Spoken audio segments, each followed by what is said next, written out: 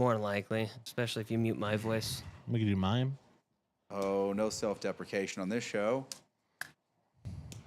Always self-deprecation. Wait, I'm waiting for Casey to say don't make up words. Only friend deprecation. How are you guys doing? I'm good, man. How was the fishing derby? Wait, hold It was good. The biggest fish was 6 pounds, 0.95 ounces, and it was caught by a 3-year-old. Really? On a little pole, and the fish was bigger than he was. My dad enjoyed it. Yeah, he actually showed up a lot of the days. Like, he showed up for setup and then on Saturday and Sunday to help out. Yeah, this is the thing. Once my dad says he's going to do something, he doesn't really F around. He's kind of there. I know. I love your dad for that because he does well. I gave him a hat that I had, and apparently we also ran out of hats at some point. Yeah, he's a worker for sure. Like, Yeah. if he shows up and no one else is doing it, he'd be like, what's going on right now? That's basically what he did. We were doing a couple of things and people were helping out. He's like, "Where do you need me?" I'm like, "Well, we're doing this right now." He's like, "I will stand at the gate and hand out prizes and let kids in." I'm like, "Perfect." Yeah. And then when we did teardown, he just hopped right into it and started helping. And then we were pulling fish out of the water. He had a net and he was like, we were handing it to him. He was handing it off to put the fish back in the truck. It was awesome. Your dad's a great worker. Yeah, my dad's a good guy. Yes, he is. You don't leave the fish in the... No, so in the pond, we don't leave it there because it's the park and they don't let fish stay in there. So we either take them to Mitch, Gilman, but this time we dropped them off in the Carson River over by the dam. Oh, yeah. And it was mainly because Mitch and Gilman were really extremely warm. So the warmer the water, They might have just died. Yeah, they have a hard time acclimating the temperature if you do it right away. Shock sets in. Yeah, that's fair. Especially when you're going off a river that's snow melt, isn't it? Yeah, for the most part. The temperature of the water stayed between 52 and 60 degrees. Okay. So it going back into the Carson River kind of works out because it's the same temperature as we were running there. Perfect. If a little cooler. Nice.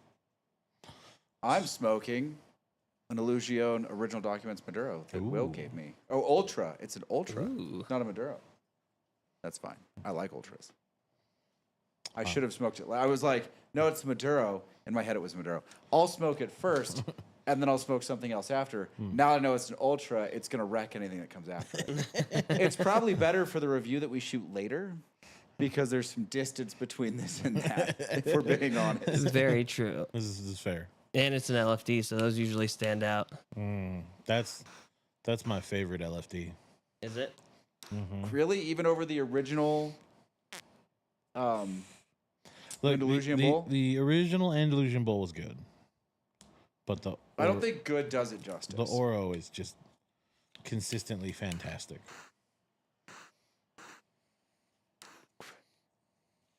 All right. Whiskeys. As our warm-up whiskey, we have Blanton's. Blantones, as it were.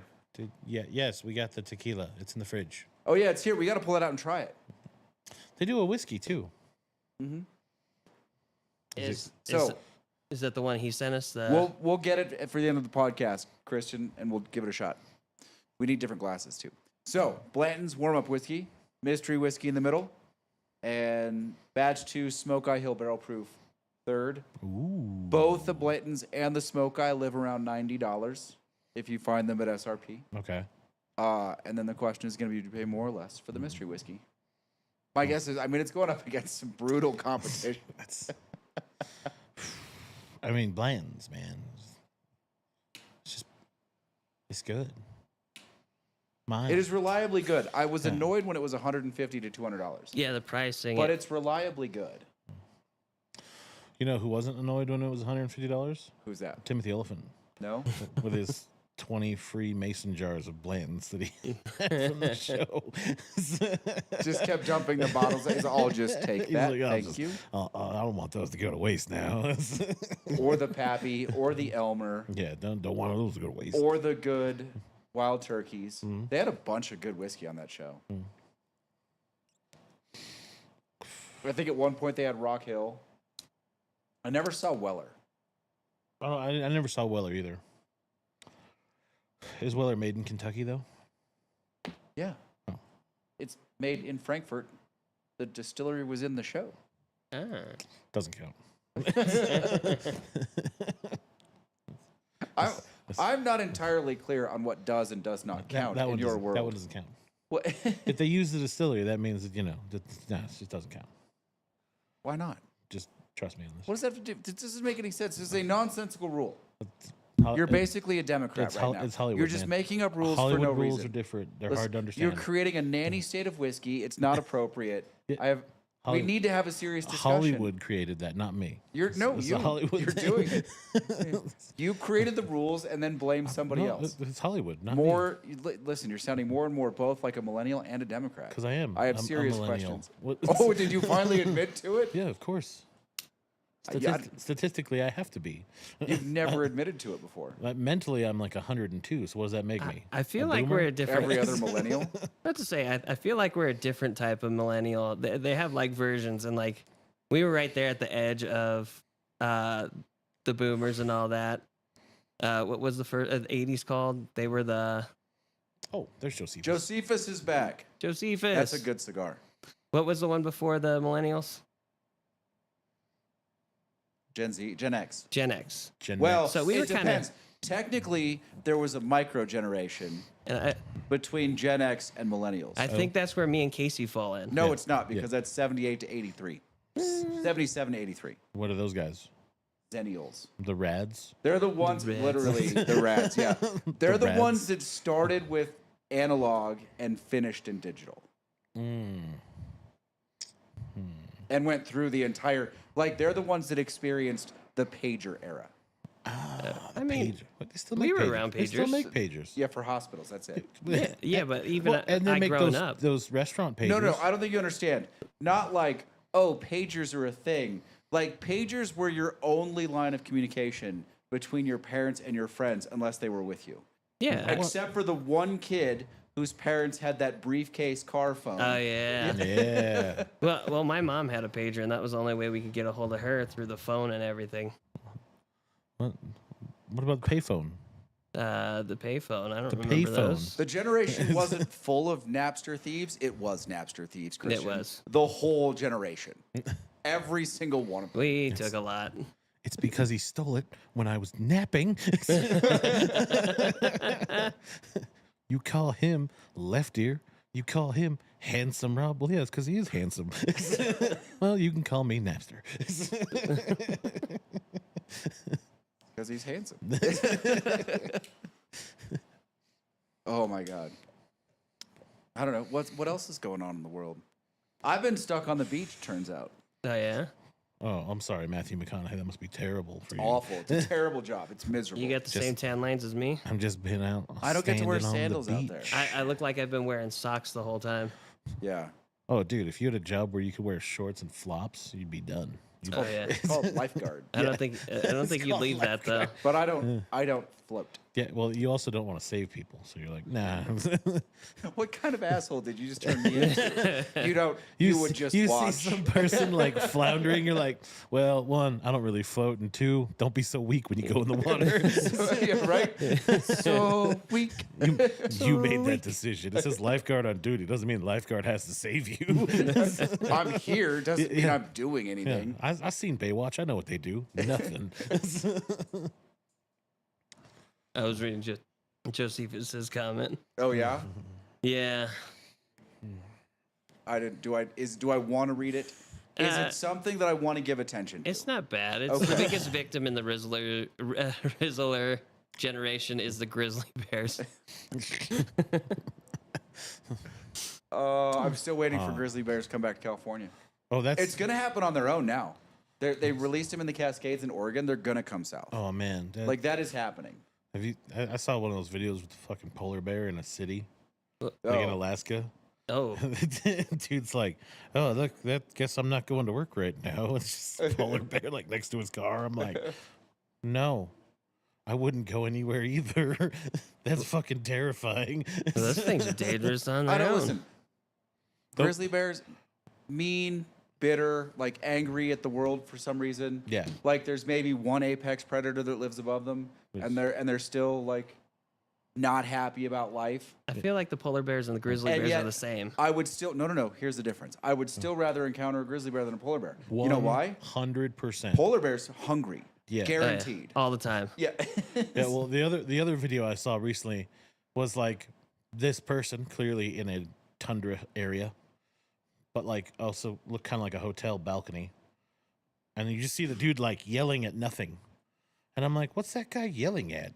And then the camera lady like turns it a little bit, and you just see this polar bear full sprint just heading towards the dude, and he like looks, shoots the rifle he's holding, drops the rifle, runs to the snowmobile, and then just takes off right as the polar bear's about to grab him. It came to Holy a slide stop, and then just like sits down on its butt, like hunched over, disappointed. Like, oh, And my meal left. I thought I had him. Don't worry, Greg. I'll get you next week. No, polar bears, like when you have to surround an entire town with dads and rifles so that kids can go trick-or-treating, like it's not an ideal situation. Sounds like Houston. The dads probably like it.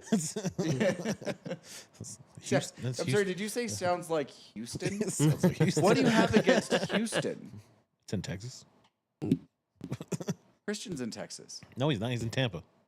Okay, temporarily. James might still be in Texas. No.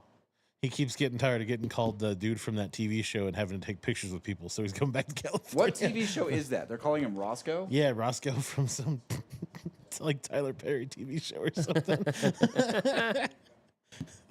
Dude, wait, hold on. Look, the picture floated around the group for like 2 months, Oh. and it was hilarious because every time we saw the picture, we're like, Hold on. I mean, Hold on. yeah. I don't even know. He wasn't a sheriff. Isn't the police officer from Smokey the Bandit Roscoe P. Coltrane? Isn't you mean Dukes of Hazzard? Is it Deuce Hazard? Yeah. Okay. Yeah. Roscoe P. Coltrane. So what was the guy in Smokey and the Bandit? I don't know. Because he introduces himself with his full name too. I don't remember the guy from. I haven't seen that one forever. Really? I saw the Trans Am parked on Spooner Summit 2 days ago. Like with the Hood, the Hood Eagle, black and gold, like fresh coat of wax. It was shiny, mint condition. It was beautiful, and I was like, "Wow, that's an expensive car right there." You don't see many of the Smoking the Bandit Trans Am. No, my grandfather had one, and I was supposed to get it when he passed, and somehow it got put in limbo, and then I never saw it after that. Was a nice car. it the black one? Yeah. Black and gold? Yep, and it needed some repairs, but it was nice. I feel like the blue one is the only one you see these days. Yeah. Like it's just on like Craigslist and eBay Motors. It's like, beaten to shit, hella faded, but it's always blue. Yeah. Like that was the only color we all bought for some reason. You're like, why did nobody buy the black one? That was the cheaper one to get because of the TV show. Probably was. Blanton's is still Blanton's, for the record. Oh yeah, Bland. You're like, you smell it and you go, oh, Buffalo Trace. Oh yeah, that's the first one, right? Yeah. Just plain old Blanton's, nothing special. This one, the middle one's viscous because this still has drops on the side that hasn't flowed all the way down Oh yeah. from when you poured it. No, that's Bland's. Yeah? Yeah. I haven't even smelled the middle one yet. Oh, I don't know what the middle one is. Not bad. It's good nose. That's Not quite as fruit forward as the Blanton's is. No. That's more mellow tone. I didn't put the Ezra in there, right? There's no way that's Ezra. I don't think it is, but Knock it I off. think you did, but I don't think I did. Elaine refused that one. He vetoed that. That one in the gym cleaner, yeah. I could put that one in there for sure. Yeah, except for that one would stand out because you'd be like, oh, what's this clear liquid we're Listen, drinking? eventually we'll switch to tequilas and everything, and I'm going to slip it in there and not say anything just because it's clear enough. Oh, God. That stuff is terrible. I hate the gym cleaner stuff. It would never. Okay. There's been a lot of things where I'm like, I think we would pick that out.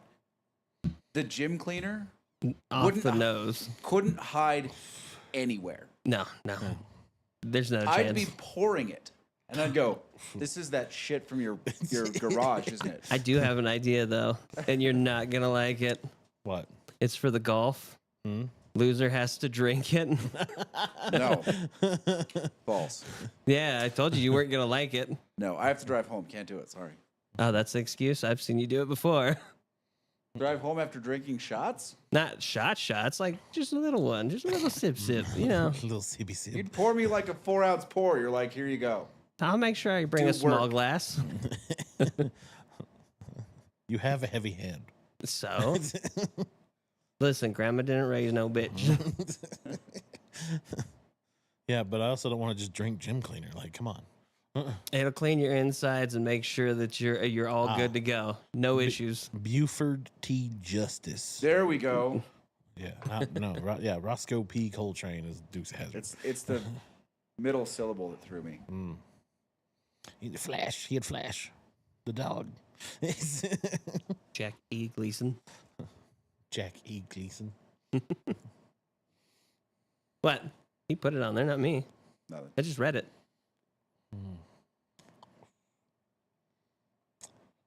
That smoke wagon's good. This Shady Moose is delicious. Mm. Didn't realize you were smoking the Shady Moose. I had no idea. Didn't even know we had them in. 6x60, man. Yeah, we've had those ones sitting in there a minute now. Are you guys smoking on the course tomorrow? My podcast. This will be our first time back on the golf course in like 3 weeks. Is like Schwarzenegger hard to spell? It'll be like, I thought it'd be wasn't it 2 weeks for me and you? Yeah, but none of your guys' footage worked out, no? Oh, yeah. I mean, it kind of works. Our last game though was just rough. Yeah. Like rough. Do we want to keep shooting it or do you just want to play? Well, I was thinking tomorrow we just get out and play. Okay. Because I think there's some fundamentals that me and Kevin need your help working out, and I think that's what we should devote some of our time to. I think we'll record the golf cart still. Yeah, I mean, I'm not opposed to putting the golf cart just to capture shenanigans in said golf cart. Okay. Mainly me and Kevin bitching about you and your fucking missiles. Yeah, now that you're hitting almost, what, I don't know. 450? So I was a little short on the range the other day. I don't know what happened there. It was kind of annoying. Don't try to gaslight. No, He's like, nah, I've been hitting and struggling real hard. And then we go out there and you're like, no, never mind, I got it. That's what I changed. Yeah, see, that's how they get you on fucking pool too. Yeah, I've never used this stick before. It's backwards. Oh, I got you. And you're like, all right, what, $100 a ball? And you're like, yeah, right. Break out, Lucille. Yeah, don't ever play the guy who's too obviously bad at the game. Yeah, because that guy's a shark. Yeah, I stopped playing against my mom because of that. Is your mom a pool shark? My mom is a pool shark. She used to go, when she was younger, hang out with the fly boys and play against them, and wound up learning how to be a pool shark and would take money from all of them. Son of a bitch. My brother's a shark. He can play. I can believe it. Yeah. Can you play? Pool? Mm-hmm. I don't play anymore. Yeah, I got kicked out of too many pool halls, huh? My game was always darts. I enjoyed darts. Pool for me is like boring, and then I'm like bowling, and then I'm slightly above average, but every once in a while I get a stellar game. Yeah, I can't do that in bowling. Bowling, I'm garbage. I rarely break 100 to tell you the truth. I'm that bad. I bowl about once every 10 years, and I can usually bowl, I can usually walk out and still bowl like 155 to 160. Yeah, I can't do that. I got yelled at for the last job because we had a bowling manager party thing, and they were like, when was the last time you bowled? I'm like, I don't know, like 10 years ago. And I was bowling like 155. So they're like, what is this 10-year bullshit? I'm like, I don't bowl. It's expensive in Tahoe. And I don't like it. Yeah, what do you just like Matrix people? You just like go and download how to play while you're waiting, and you're like just waiting for it to process. And then you just look at someone, you're like, I know kung fu. Listen, we make that joke all the time that he's a robot, a T9. So the downloading thing doesn't surprise me. Yeah, he's Neo now. I know kung fu. Show me. I have a couple guys that work for me now that train, and we're telling stories. Like, did you ever train? I'm like, no, just with the guys that I worked with, we just fucked around the Dorman Olympics. They're like, I'm sorry, what? Like, yeah, we would if we were bored, we would roughhouse and like see who could tap people out. And they're like, in the middle of a bar? I'm like, yeah. Where else would you do it? Yeah, like, Dance floor was the arena. Yeah. Not the only. We also had feats of strength. It's much like Festivus, if we're being honest. We would have pull-up competitions on the door frame, on the entry. Squatting, the barrel, kegs and all that. Turns out Keg press. Turns out it was the back of a Honda Civic that had the misfortune of parking in front of the bar. I remember you telling us about that. They're not that. There's a trick to it. It's not that bad. Once you know the trick, it's easy. You're supposed to push against it and then lift at an angle. You have to roll it until the transmission locks, and then you basically just squat up at an angle, and the back end comes up. It's not challenging. It's actually pretty challenging. I mean, you can keep chuckling, but it's true. It's pretty challenging. No, I attempted swear, it once. Like if you try it with the trick, it's easy. I tried it on my wife's. What was it? Hyundai Accent GS. Small little dinky car. No, it's still a pain in the ass. There's something wrong or special about you. Or both. I think I wasn't the only one that could do it. Yeah, I think it's the way the Honda Civic is built that kind of like gives them that fulcrum kind of motion for leverage, you know. It wasn't like I was the only dude that got the back tires up.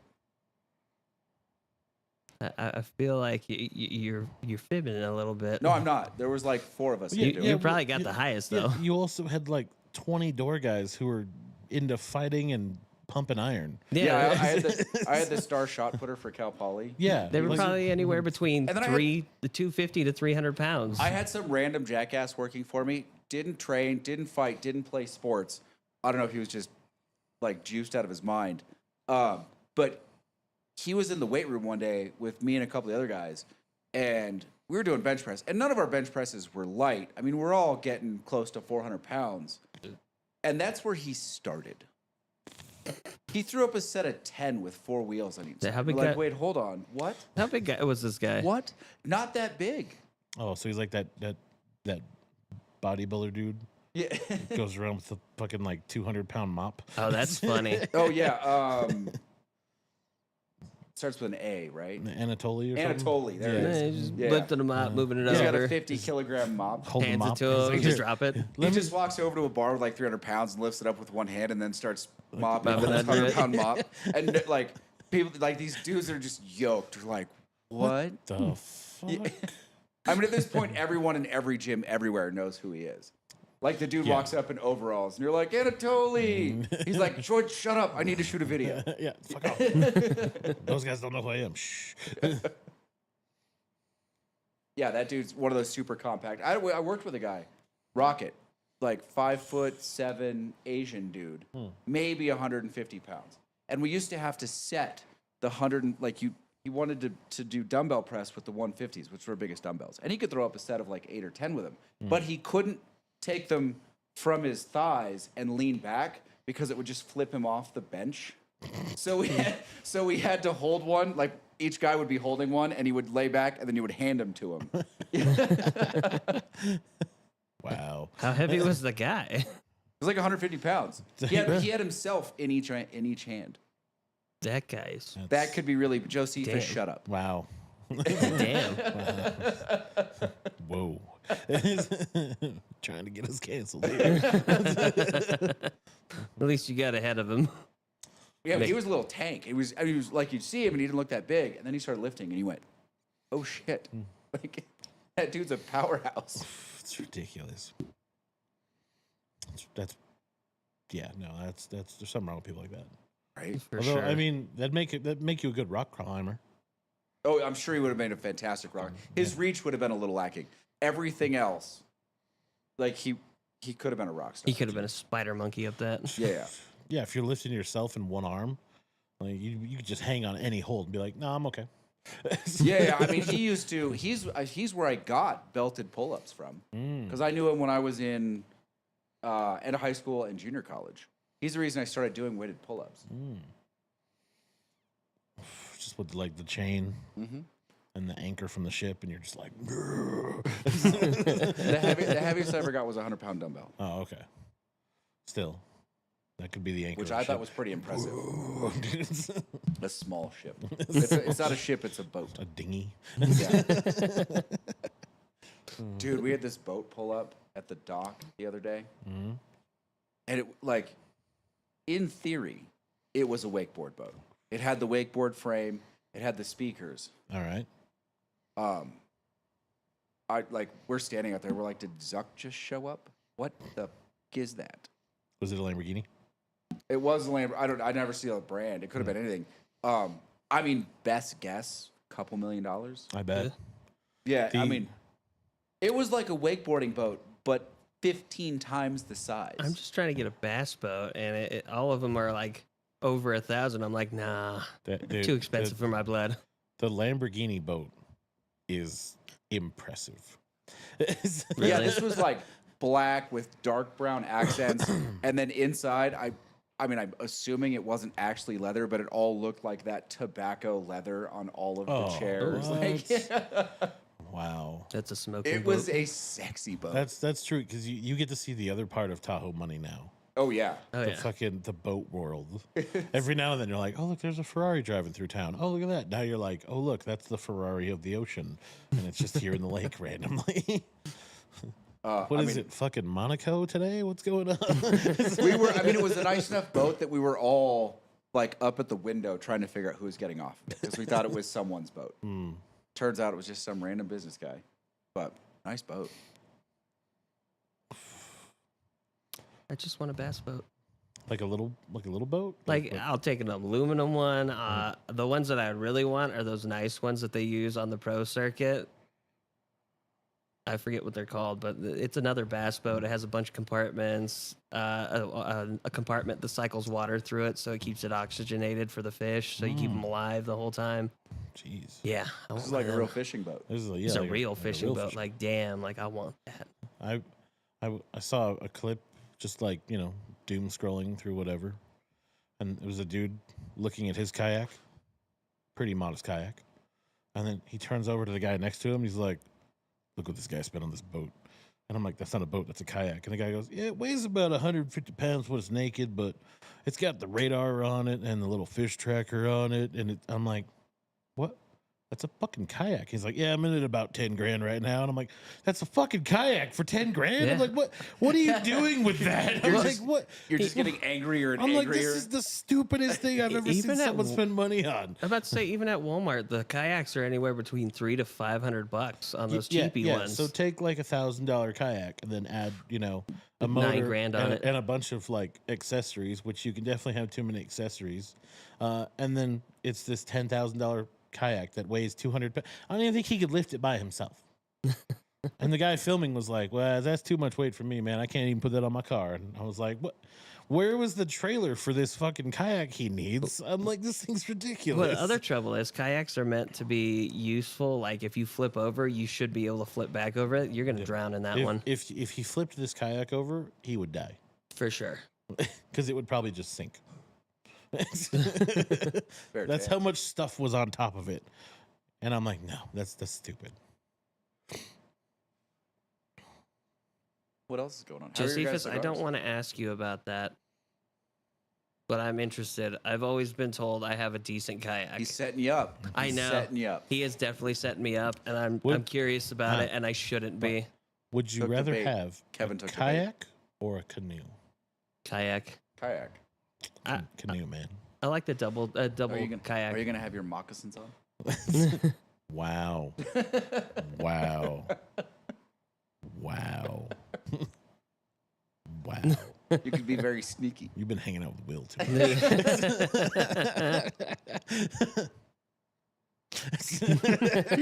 got his earbuds in. He can't hear you. He ain't listening to you. He'll hear you in a second, I'm sure. That's hilarious. Wait 10 seconds. Everybody's just staring at him. I think he's watching something else. Kayaks are faster. Yeah, he's not watching this. Yeah, I get the kayak is faster, but I think the canoe is more for chilling. Yeah, probably. Like, I think a chill canoe, little sandwich table, little cigar, like. You're going to have a proper canoe, or you're going to have like an aluminum? No, proper, like, traditional red painted wood. You need at least 2 people to carry that usually. That's why I get a driver. First of all, you think I'm going to participate in manual labor on said watercraft? No, I'm going to get a driver. When did you become Jeremy Clarkson? Just manual labor. I don't do manual labor. Clarkson does now. Yeah, kind of. And he enjoys it. He kind of does manual. Let's be fair. He kind of mucks about Yeah, manual. There labor. was a a Ferrari moment, tractor. there was a moment in the series, where, and then I remembered that I was paying all of their wages, so I left the pig pen. I was like, I signed the checks. Fuck this. I'm out. Dude, I don't know what it is. I love Clarkson's farm. I think it's hilarious. Because it's interesting. Like, I know that it's scripted in parts and there's setup, and their little emergency meetings are planned for like 6 days. Yeah. But it's still great. It's good. It's entertaining. Yeah. It's Clarkson. Clarkson's funny. It's just a fucking gorilla on a farm. Yeah. Well, I tried watching that not very grand tour. That was terrible. I couldn't do it. Yeah, that was terrible. You know what really bothered me about that? It wasn't that it was just the two guys talking about it. Yeah. It's that the way that they cut it, they were acting like he was there. Because every time they cut to a scene, it was Clarkson describing the scene. Yeah, because he did all the voiceover work Yeah. for pretty much all the shows. Yeah. So it was like, oh, we can just do this. I was like, well, somebody needs money. You look at those three and you're like, who needs money I the can't most? imagine any of them actually need money. I feel like Richard Hammond does, but I Well, feel like because they owned the production company. The four of them did. well, that's true. Them and Willman for the Grand Tour. That's true. Like, I think they have plenty of money. Now, they might be a little bit unnerved that, like, Clarkson went into a dumb farm show that's almost as successful as the Grand Tour. Yeah, Yeah. that's true. And just milking his fame for other projects. I mean, they did that for didn't they all three of them open pubs? Yeah, yes. Yeah. And they all have other businesses. Yeah, well, I mean, yeah, because May has the The gin. yeah, he has the gin company. He does that cooking thing too, and then And the cooking thing was pretty good. yeah, and then Hammond has the car restoration business Yeah. that he's doing. Car and tractor restoration, business, turns out. That tractor was pretty sexy. Dude, that actually. chrome tractor, I was like, that's going to look obnoxious. And it showed up, I was like, oh, that looks really good. But it is also obnoxious where it is. Like, Yeah. you see the pictures of it hanging from the roof, you're like, I love that it looks like it's prowling. It's fixed like it's a prowling cat, and you're like, it's a it's tractor. a fucking tractor. You're like, what the fuck? What's going on here? So ridiculous. No, but it was great. Come on, that's funny. I would go. I want to go to this pub. That seems like a fun trip. There's a pub at England. Yeah. Just On the right side of the A10 though, not the wrong side of the A10. Yeah. But you don't like the wrong Different side? township. Different township. Yeah. The A10 does not mark where Wales is. Yes, it does. As soon as you get off the A10, you're in Wales. You got a comment from Christian. What's that?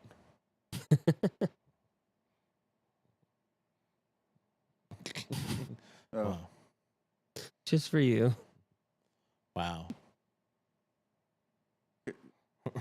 I'm sorry. Hmm? I don't.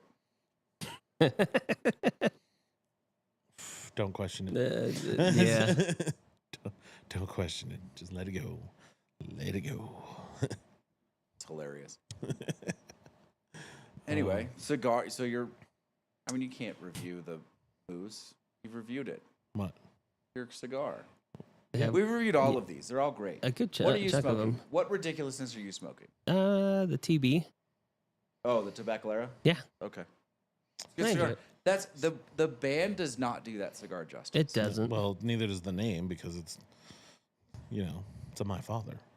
Yeah, no, it's a really good cigar, and you look at it and you're like, that's kind of boring. You're like, no. Isn't there at their low end though? Yeah, Supposedly. it is. Yeah, but it's still- It smokes great. It's the factory throwouts. Yeah. Of my father. barely though. Well, they do better quality control. That or a curly head. Yeah, curly head, same thing. No, but I mean that or a curly head. What did you smoke? Oh, ooh, Really? no, it's that. But if it was like that or one of the Cazadores, Yeah, I think still that. you still go that over the Cazadores? Yeah. Okay. I like the Cazadores, but I think that's a better cigar. Josephus, is that the new Amazon basis? Because I think it does have a broadleaf, if I remember reading Yeah, it no, right. it does. The new one does. Yeah. Basin. Amazon Basin. What did I say? Basis. Did I say that? Yes. You're welcome. I gave you He's a something to little correct tired. me on. You had one too many glizzies today, didn't you? Hey, I'm not you or your mom. You don't know what a glizzy is? You can guess by the comment I made back to him what it is. It's a hot dog. Oh, we have a picnic, an employee picnic, and they get hot dogs. That's the British word for hot dog. Glizzy. Is it? Yeah. I don't know why. I don't either. You know, this is getting worse as it goes. The second one? Yeah. Yeah, it must be something good.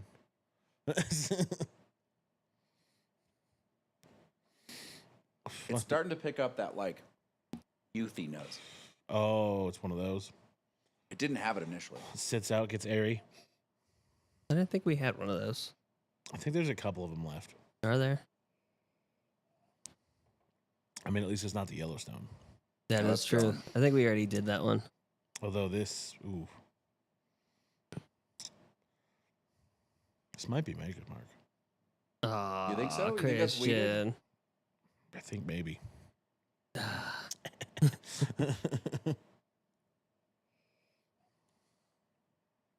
It's like a slightly stronger or different Amazon basin. Yeah, that's the new one. That's the broadleaf. Yeah, the broadleaf is in the new one. Dude, that Oscar, the leaf by Oscar is... Fantastic. It's the first time I saw it. It's like, what is that? Turns out, It's a great really cigar. good cigar. You and everyone else. What do I do with it? Yeah. Most people didn't realize you had to unravel it. Yeah, it's just the Tootsie Roll of the cigar world. Exactly. You just gotta twist the little They- ends. they and just like, put out a there's new one. gift inside. You're like, yay.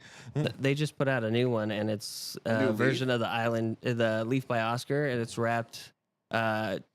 What is that? Wait. Jim Is it Island Jim? Island Jim, yeah. And they put it in a leaf by Oscar. Yeah. Yeah. I didn't bring that one up on the whole thing that I'm gonna do later. Bastards. Island Jim is terrible. Well, maybe Have I they made it smoked an better. Island Jim? You might have. I feel like it's been recommended to me. Isn't before. that a flavored one, Island Jim? No. I thought it was. It's the offset from the fucking Grey Cliff guys. Oh. Mm-hmm. And they rolled it into a leaf? to They mimic? put the Island Jim, that branch off of Grey Cliff. Mhm. They do the experimental Bahama stuff. Island Jim is Bahama tobacco Okay. and Honduras stuff. It's not good. No, I wouldn't. But yeah, they were like, let's just put it in leaf. Because remember, when you put it in a leaf, you speed up the aging process. Is that what it does? Yeah. Okay. Hey, do you So- think it got I better? didn't know that. Yeah, it's because it basically like acts as like a draw for the sugars to come out. Oh, okay. So you can speed up like plume and stuff like that. Oh, gotcha. Yeah. I really like the leaf. The leaf is fantastic. There's exactly one Grey Cliff I will still smoke. What's that? It's the purple. The purple, purple one. The one? purple and gold. If you're gonna have to smoke a Grey Is that Cliff, the Crew Royale? Is that what that one is? the purple one is the way to go. Not the white box, not the red box, not the blue box, not the black box, the purple box. Not the Christoph. I was so disappointed when I found out that Ditka smoked the white label. It's like, wait, the white. I was like the Monte Cristo white label, the No. Macanuba white label. No. No, the Grey Cliff white label. Why would he Grey do that? Cliff. 'Cause- He can have whatever cigars he wants. and he wants Grey Cliff. Although I think his were like special Grey Cliffs. Were they? I think so. They just put that band on him because that would make more sense. We're getting pretty close to celebrity golf. Yay. Oh yeah, that's coming up in what, 2 weeks? Yay. No, 3, 3. 3, 4. 4, 3.5. Yeah, 3.5, 4. Kind It of wish we starts could. on the Wednesday, 8th. Yeah. July 8th. July 8th. Kind of wish we could still go out there and do the cigar thing. Yeah, I mean, we could. I know that, dude. That Right. cigar booth used to be so much fun. I never went out there. I was always in here working, and then I'd come down here and work in the shop. Yeah, So I never got to do it. It was just tons of fun. it though. was a long day. It was It was a lot like the Big Smoke, and that by the time you were in here smoking cigars, You were just done. yeah, Yeah. Yeah, because I used to get out there at like 7. Yeah. And then you're out there till about 5-ish, depending on how fast the group's going. And then you got to start packing up everything. And then, it's 7, 8 o'clock and you're back in here 10 to until 12 hours. midnight. Yeah, you're just like... 2. I remember being in here until 2 or 2:30 one year. Yeah, because it was super fucking busy. Yeah. Like, it was dumb. Well, those are also the years when the celebrities were out and about. Yeah, I think and that was... would come hang out. I think that was the year we had Larry in here. Yeah. Yeah. And it was just like, oh, okay, well, we're not leaving until he leaves, so I guess we're all stuck here. By then, you're just like, I miss those guys hanging out. They were always so much fun. Yeah, I mean that, and then the Legends guys. Got to see if Nick called. I really hope they can bring that back. Darren. Yeah. I want to know if he remembered us. Did you give him Darren's number? No, he has Darren's number. Oh, okay. Yeah, remember? Yeah. I saw him briefly. He came in Sunday. See if you were here. He was with those guys he had dinner with. Oh, Mike and Tina? Mm-hmm. Yeah. But I was like, no, he's not coming in today. He's like, I'll catch him next time. No, I couldn't. Mondays are too hard for me to come in on Sunday and smoke. Mm-hmm. It was mellow. It wasn't a terrible day. It wasn't. The numbers were decent. Yeah, it was for a Sunday. I'll tell you what. I had a guy though. Let me tell you right now. Yeah, that sounds good. I mean, it's time for they're coming back. Let me tell you. Okay. So I had a bachelor party in here, right? And these dudes were all like firefighters and like cops. Like they were super friendly. They were drinking a bunch because they were getting rowdy, right? Totally fine. Every seat in here was full except for the 2 over by the counter. Okay. Okay. So this dude walks in with his wife, and he's like, "This is all you have?" And I'm like, "For like cigars?" He's like, "No, seats." And I was like, "Well," I looked around. I was like, "Yeah, I mean, these guys, they're all friends. Like they'll probably move around if you want to sit at like one of the tables or something, But like I had like 2 guys playing chess over here, like 3 guys over here having a conversation. Like I'm like they've been here for 20 minutes, like like yeah. These I mean I'm sure they might leave soon, but you can sit right here, like that's perfectly fine. He's like, all right. He's like, I need a cigar. He's like, go get me one. And I'm like, love that guy. Okay. Oh, one of them. I was like, what would you what do you like? He's like, oh, just give me something. Give me Romeo. I'm like, sure. Okay. Get him a Romeo. He's like, I want a V-cut. Sure. V-cut. Hand it to him. This motherfucker, okay, looks at it, takes 2 puffs, goes, this thing's dry, man. And I'm like, is it hard to draw? There's almost no chance. Our humidor is perfect. Yeah, I'm like there's not a lot of things in this shop that I would say are perfect. Yeah. Our humidor, temp and humidity on are point. Perfect. On point. Like, we take care of it. And he goes, this is dry. And I'm like, well, is it not? He's like, no, it's just dry. He's like, look at this thing. And I watched him smush it in between his fingers to squeeze it. And he's like, see, look, it's just falling apart. And I'm like, yeah, because you just smushed it. I'm like, it's going to fall apart. The wrapper's thin. You can't squeeze them. He's like, well, it wasn't drawing. And I'm like, well, then we would just cut some more of the cap off. We don't smush it. Yeah.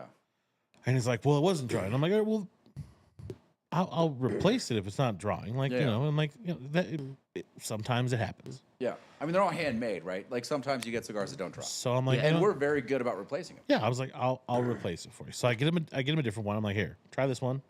I cut it a little deeper this time, just in case. And I watch him. He takes 2 puffs. He looks at it, and he just smooshes it together in his hands. And the wrapper comes off. And he's like peeling it off. He's like, look, this is just dry. And I was like, look, dude, you keep squishing them. That's not how you smoke a cigar.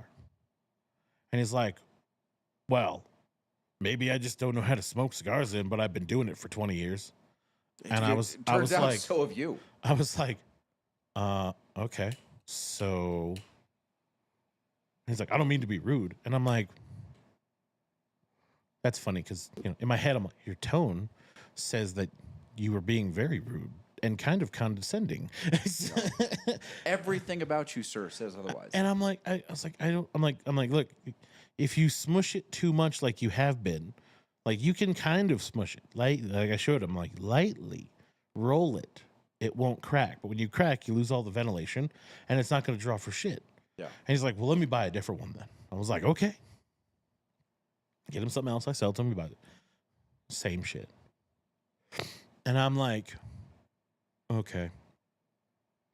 Not gonna say anything. He's like, this one draws much better. This is what I'm talking about. This is what I do at home. He's like, at home, mine are really spongy. I can smush them all the time, and they don't break. 80%. Yeah, and I'm like, yeah. Also, sir, they're bitter as. Yeah. Because they're too fucking wet. I was like, I have no idea. So he's sitting talking to his wife, drinking beers, whatever, and he's like talking at me, not to me. Oh yeah. Love that guy. And at one point he goes, I don't usually wear this watch. He's like, this is just for like my steps and stuff. He's like, but if I was wearing the watch I normally wear, you would have treated me different. And I was like, what? Why does that matter? What is that? First of all, what does that have to do with anything? I'm like, I have no idea what's going on. Also, I'm pretty to my knowledge, the dude that comes in here that actually has that kind of money wears an Apple Watch. Yeah, I was like, I don't care what watch you're wearing, bro. I'm like, what? You're the one being disrespectful. I'm like, I don't. He kept giving like, no disrespect, but you would have treated me different. I would have been like every time that phrase comes out, it means nothing but disrespect. Yeah. Everything but everything before the butt, man. Yeah. Everything before the butt. Yeah, and I was just like, okay. Please leave. Like in my head, I'm like, please leave. But I'm like, he's talking to his wife most of the time. He then gets up to like talk to the bachelor party. And I'm like, oh God, here we go. He goes like, because I heard him talking. I'm like, I think it's one of those guys who's getting married. You know what we need? Josephus does have something. He says it's hard to teach someone how to do something right after 20 years of doing something wrong. I learned how to treat a delicate wrapper leaf with some really dry Oliva Series V Melanio that I got. Yeah, I mean, listen, Connecticut's you can't do anything to a Connecticut. Yeah. You look at it funny and it's going to explode. Yeah, it's just Connecticut. Connecticut tissue paper. No. Yes. We need a ring bell. Hell, sometimes those come in and they're already cracked. Ring bell.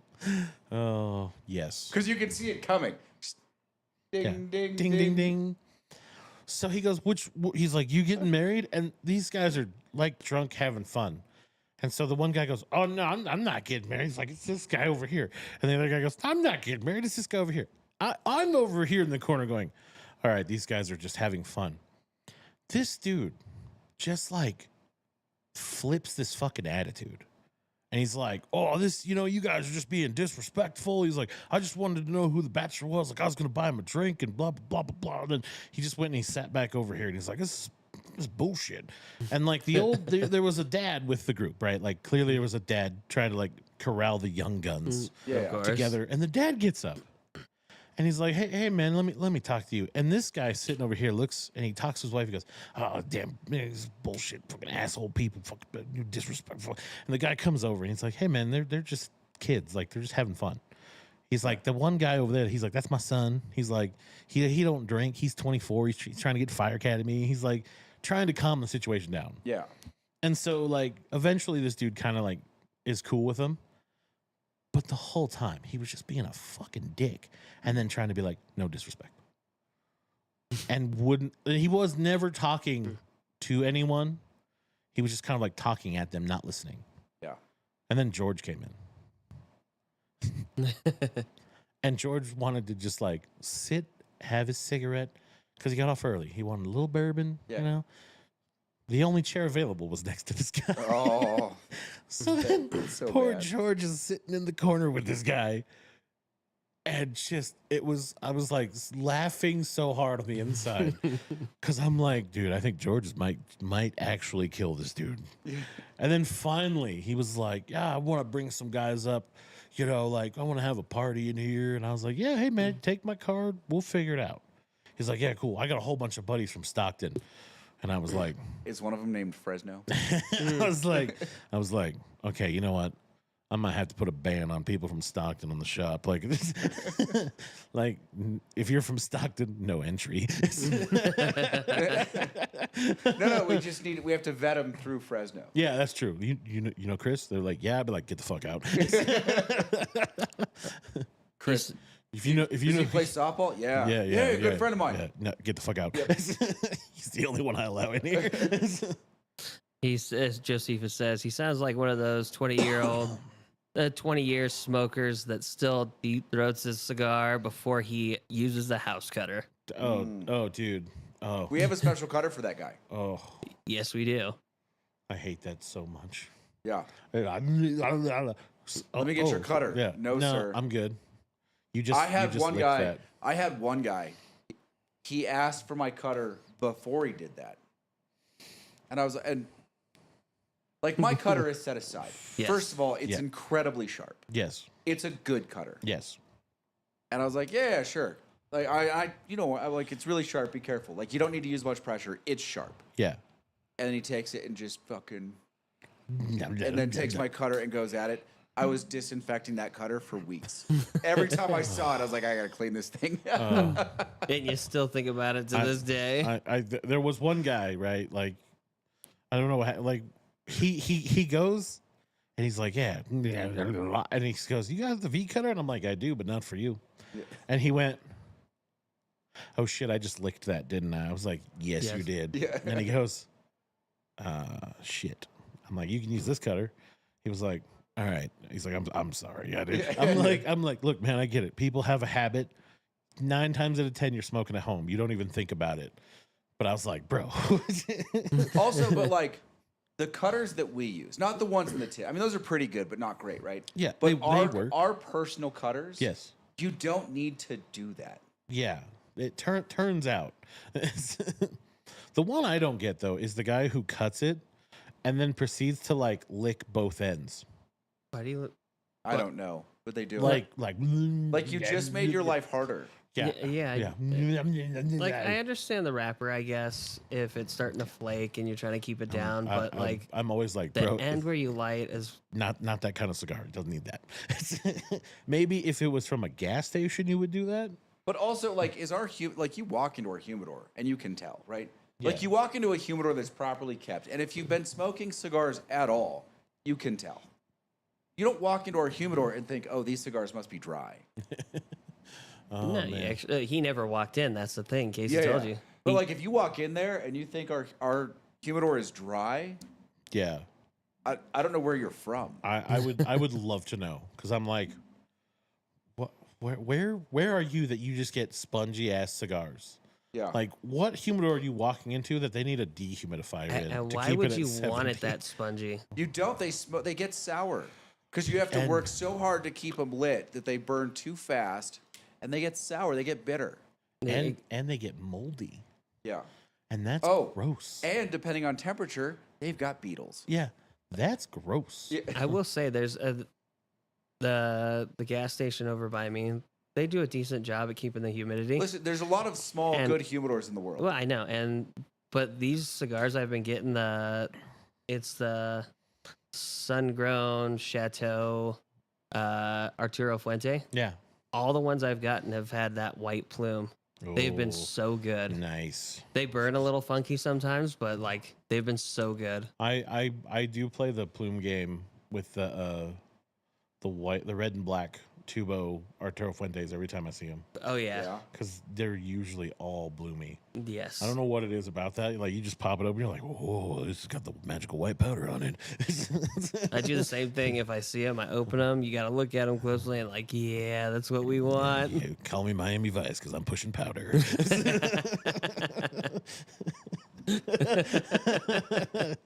Ooh, I didn't know you guys were selling powder around here. We need to have a different conversation. I'll buy the whole box. Dude, I called it. I was at work and someone said something, and I was like, they're talking about somebody. I go, oh, I didn't know they were a fan of the night skiing. And they went, what? And I went, night skiing. And they went, I've never heard it called that. Like, are you new to a ski town? Yeah, you don't know. You don't know what. Okay, well, let's go. Out of curiosity, how much did your pass go up by? I don't know.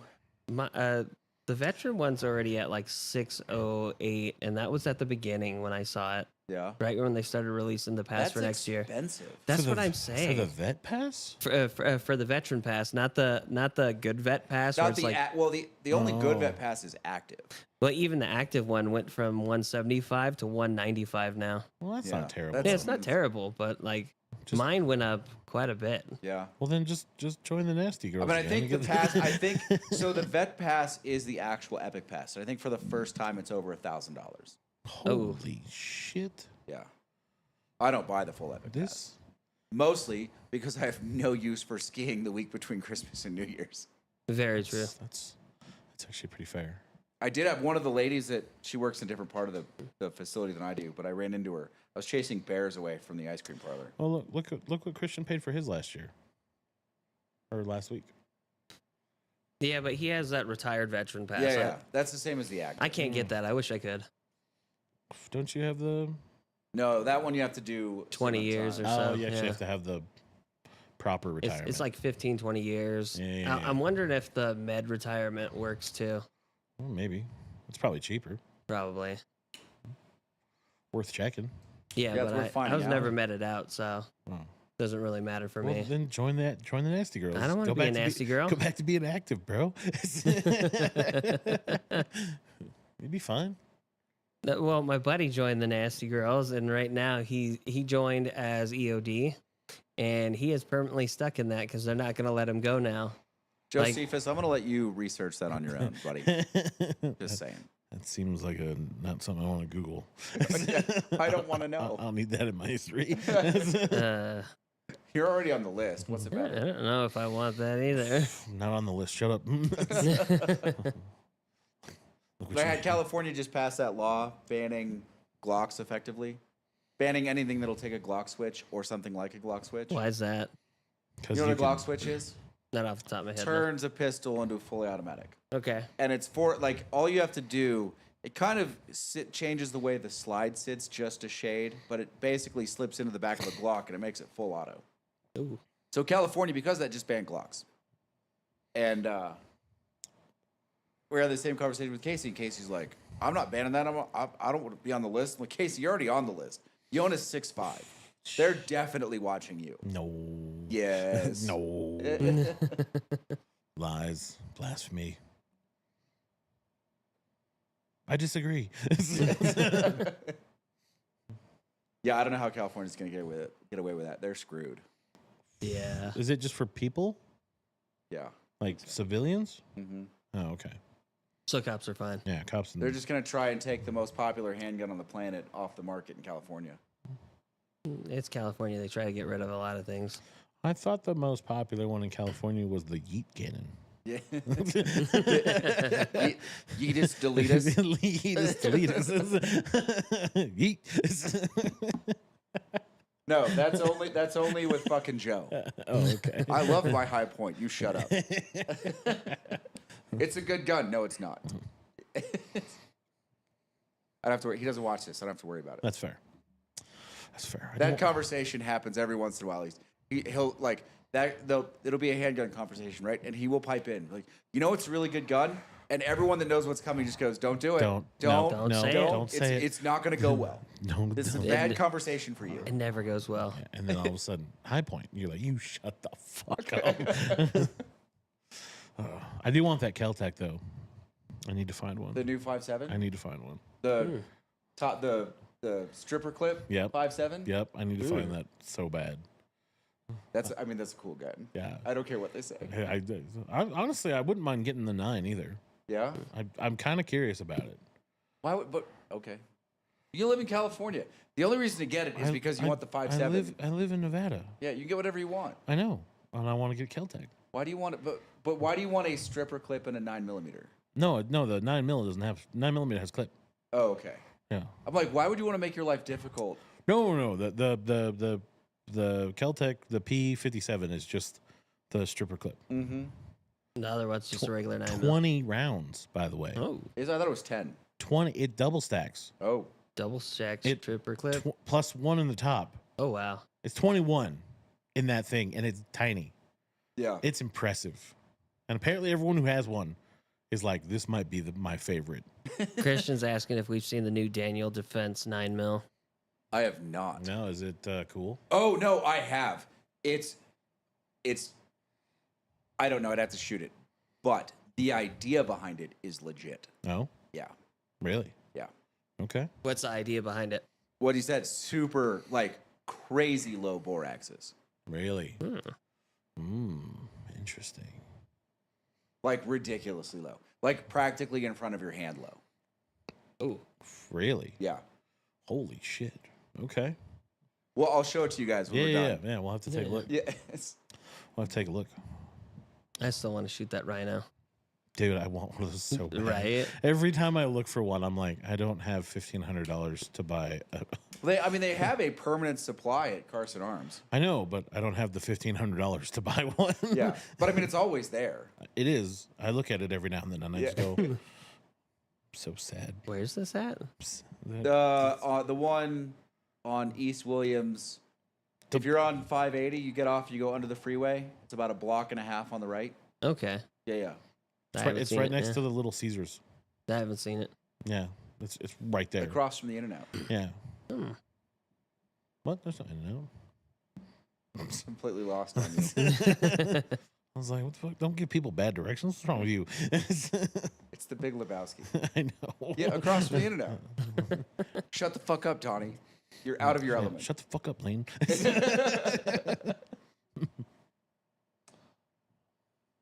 Did you guys read that article? I'm amazed they talk to him that way, considering he's a serial killer. That's right. He is. I'm going to tell you no, because I've been busy. That's fair. Lane, did you get around to it? No, I got buried this week. That's fair. What's the article about? Tell us about it. We don't have a Bowman for the movie talk. That's though. fine. You know. So it's just describing like. So you know how to write a story, right? Like Nah. from basic English teaching. Yeah. Right. Story needs beginning, middle, end. Correct. Right. Like the standard story sort of trope. Rising action, climax, falling action. Yes. Apparently we've been doing that for a very long time. Yes. Like a long time. Yes. And so this article basically breaks down like how these particular things take characteristics and how Hollywood has just adapted them so well that you either don't notice it's happening or you do notice it's happening.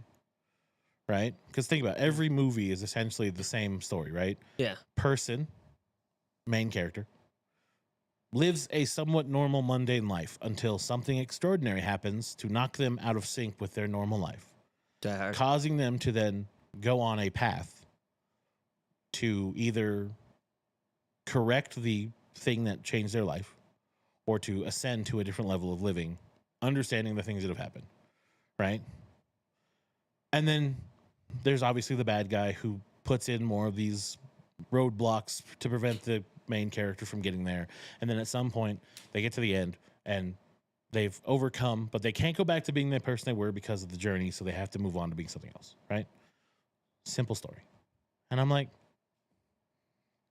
I don't know about that. So they started thinking about movies and I was like, well, Turns out every time you watch a movie, and if you watch a movie and someone goes, well, why didn't they just do this? And they would have been done. And your answer is, well, then it wouldn't have been a movie. That's the moment.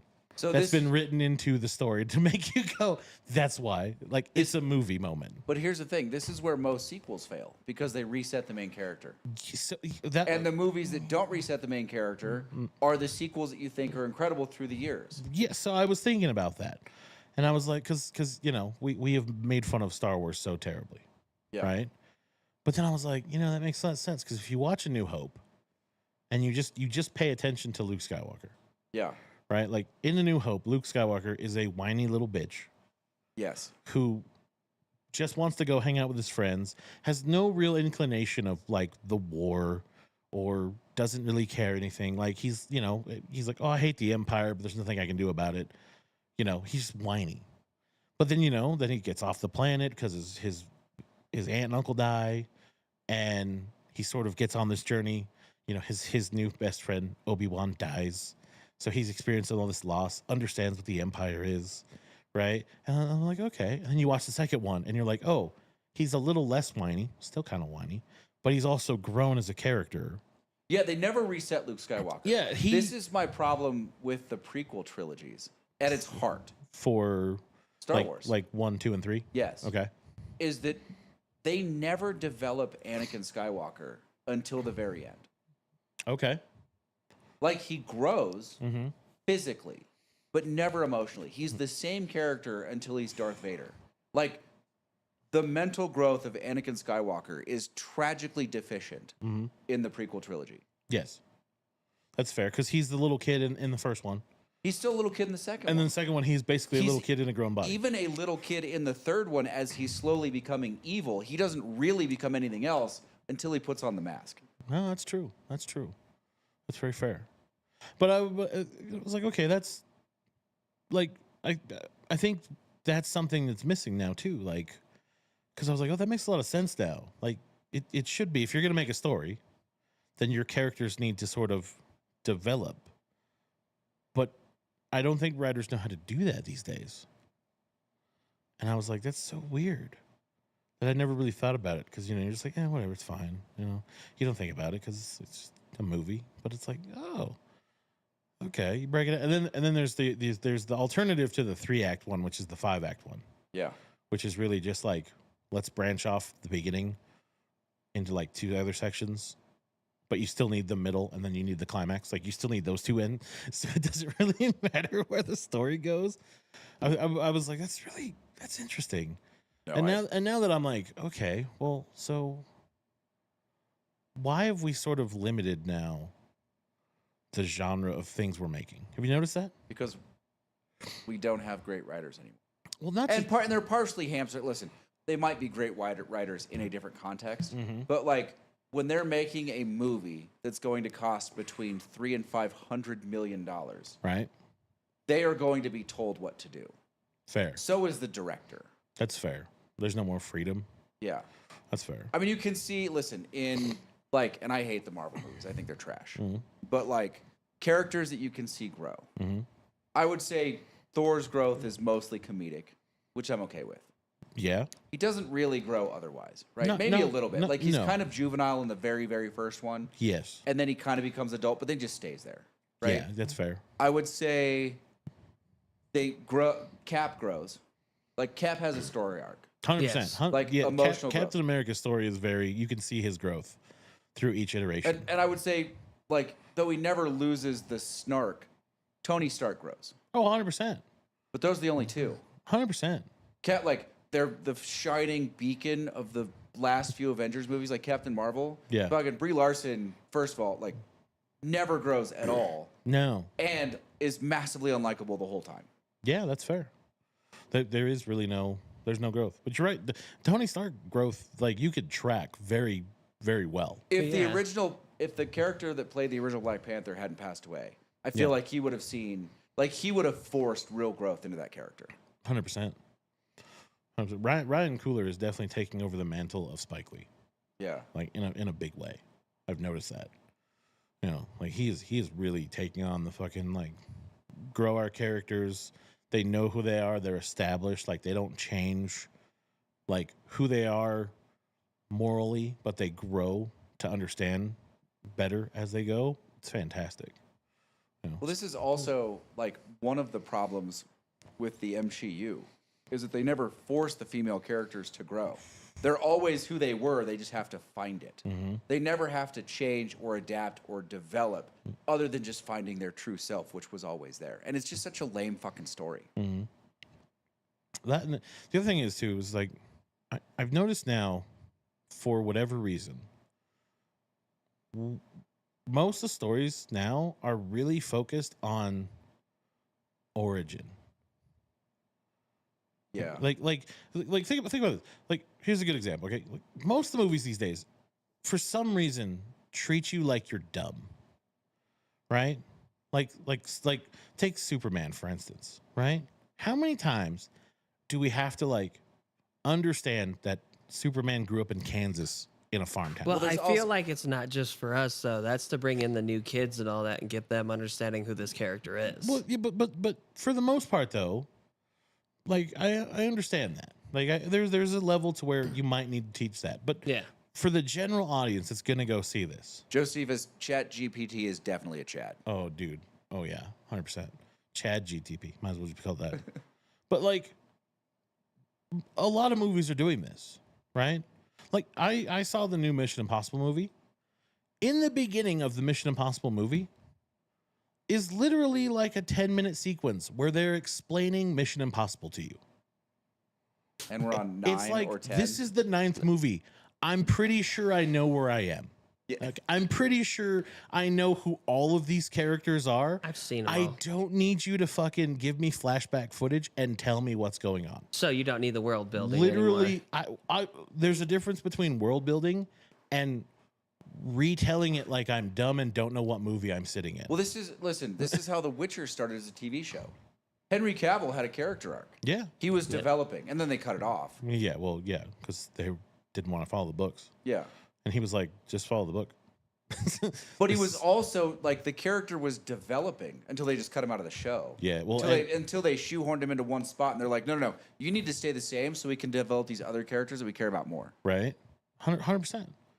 But all of these movies I've been watching recently, and TV shows for that matter, have to give you like some kind of like, you remember when a TV show just showed you characters and then waited like 20 episodes before they were like, oh, do you want to know how these people met? Yeah, give them a backstory. And you were like, oh, after learning who these people are now, I'm more interested for you to go back and show me the growth than I would be for you to be like, these are who these people are now, and they're going to change. Because then you lose interest. You're But like, they also don't tell you in the flashbacks; they show you. Yeah. This is also one of the problems with movies. Like, everything is so monologued and obvious. right? Just show us Just in the movie. That's It's all- a visual medium. all I need. Show us the growth. Don't tell us.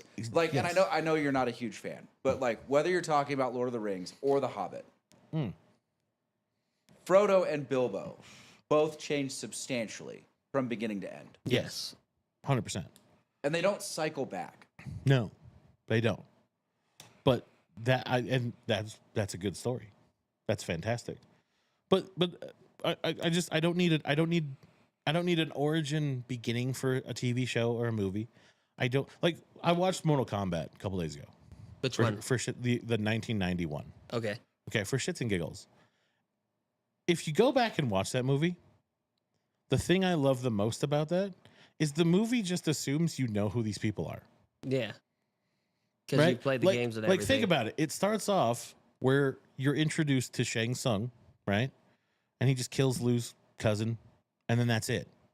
And you go, oh, okay, clearly that's a bad guy. He killed a guy, took his soul. All right. And then they show you Liu Kang. And you're just like, okay, cool, Asian dude who kind of looks like Bruce Lee, right? No origin story, nothing, right? And then it jumps to like Sonya Blade and Johnny Cage. And you just kind of meet these people now. And you're like, okay, cool. The movie just assumes you know who they are. But it also doesn't care if you don't, because you're like, well, you're going to know now. Well, like, what do you really know about Luke Skywalker in A New Hope? Nothing. Even in Empire, when you find out that Darth Vader's his father, what does it really tell you? Nothing. Not much. Yeah, there's no need for it. We don't even know who Darth Vader is at All that of a point. sudden, you're just like, oh, that's kind of interesting. I didn't see that coming. Yeah. You were just like, oh, okay. That was the surprise twist. Return of the Jedi. You're like, okay, well now it has some significance to the story because now there's a redemption arc in there, and you're like, oh, okay. Otherwise, because if Darth Vader wasn't his father, Return of the Jedi would have ended real quick. Even Darth Vader's story arc, not terribly evil in the first one, terrifying. But what does he really do that's evil in the first one? You mean besides slaughter all those rebel dudes in the beginning of the ship? Yeah, but that's like a war scene, though, right? Isn't that the second one? Oh, actually, no. That's Rogue One. Yeah. That's technically you're right. Yeah, because he just shows up. He's just a presence. I mean, he chokes a guy. Yeah, well, a couple guys. But he's really like a guy on a mission. He's not evil. No, They make him evil in Empire, and then they save him true. in Return of the Jedi. 100%. He is evil as fuck in Empire Strikes But, Back. like, That's you're right. He's never the same Darth Vader from beginning to end in the original trilogy. No, that's true. That's a good point. Now you have your anchors, right? Like the Emperor is the Emperor. Yeah, well, Always. I think you need that, right? You need someone who is just evil. Yeah, well, you need reference points for the characters that you're going to develop. You can't develop every character. This is also one of the problems that a lot of stories, like, we're going to develop this ancillary character that no one cares about. Why? Yeah. They're the reference point for the development of the main characters. Yep. Andor. Yeah. Turns out Rogue One is not a story about Andor. It's a story about Jyn Erso and the guy who built the fucking Death Star. And then they decided to make a TV show about some character you get no shits about. Yeah. And you were just like, thanks for wasting my time. Yeah. You know what makes me happy about Andor is now that everyone has seen all of it, they're like, what the fuck was the point of the 3 episodes in the beginning? Oh, yeah. Everyone now is like, I don't fucking understand Did it this. get better or no? It did get better. At no point, I don't care what they say, at no point was it great. But it did get better. Okay. Yeah, it didn't stick to how crappy the first 3 episodes were. But if that's your metric for measuring how the rest of the show was, it was okay. See, every time I listen to you guys talk about it, I don't want to watch it. Well, and some of the scenes are problematic. Like when everyone's in the protest in the town square, and then they close the entries with the troops. You're like, what did you think was going to happen? Like, Yeah. why? First of all, why were you there? Go away. And the thing that bothers me about that one the most, right, is according to the story that you get, 10 years ago, like half the city got murked in the town square.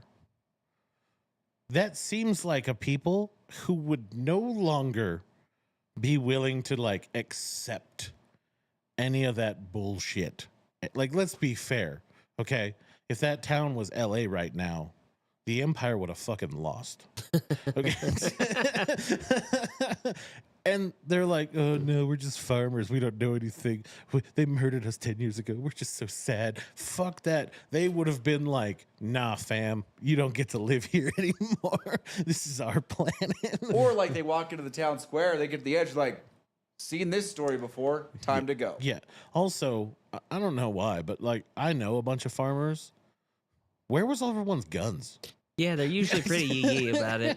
Yeah, where was the Texas farmers on that then, planet? Like, come on. Back in the day, the book that they called whatever that book is for the explosives and all that, it was a farmer's almanac for them to use. They used it to blow out stumps and everything. Yeah, the farmer's cookbook. Yeah, yeah, that's exactly what that is.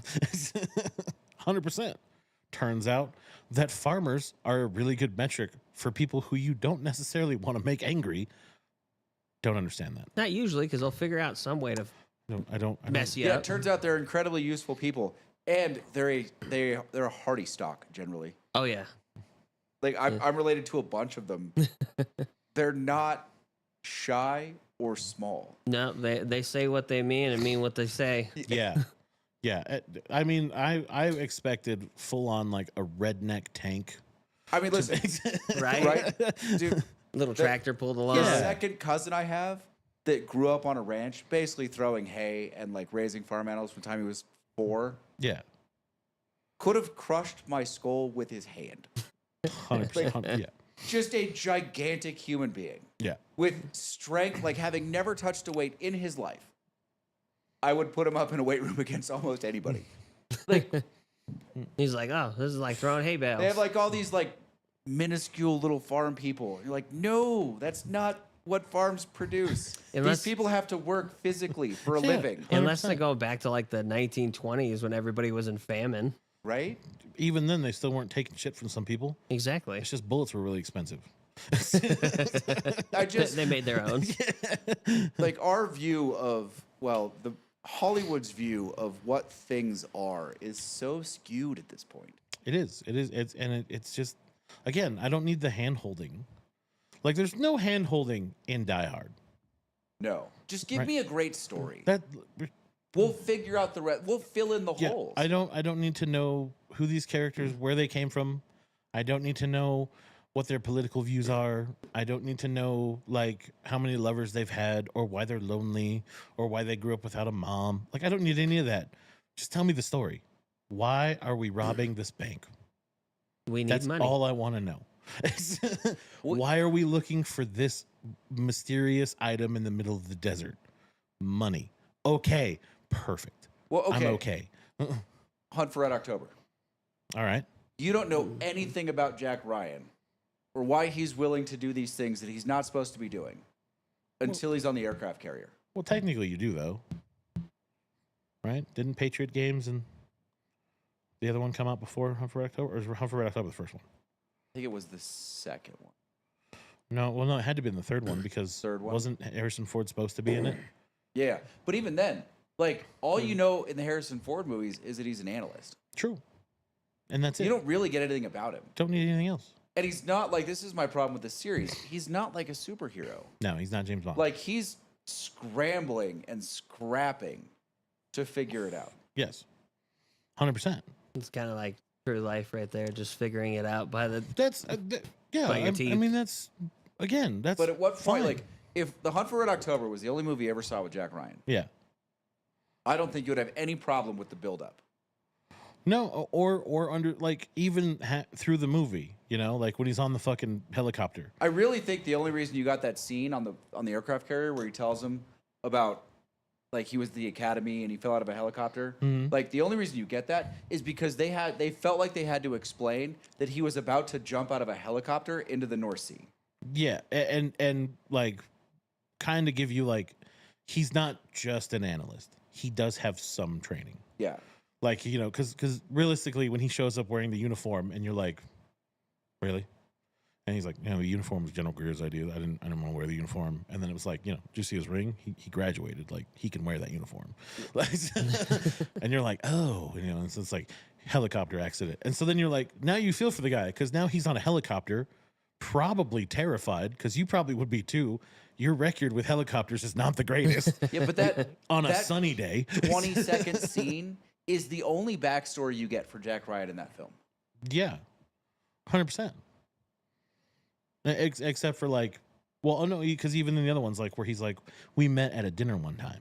Yeah, you know, and it was funny because that whole conversation is basically like, you're not a very good analyst. Christian says Naval Academy is not training. It is for drinking.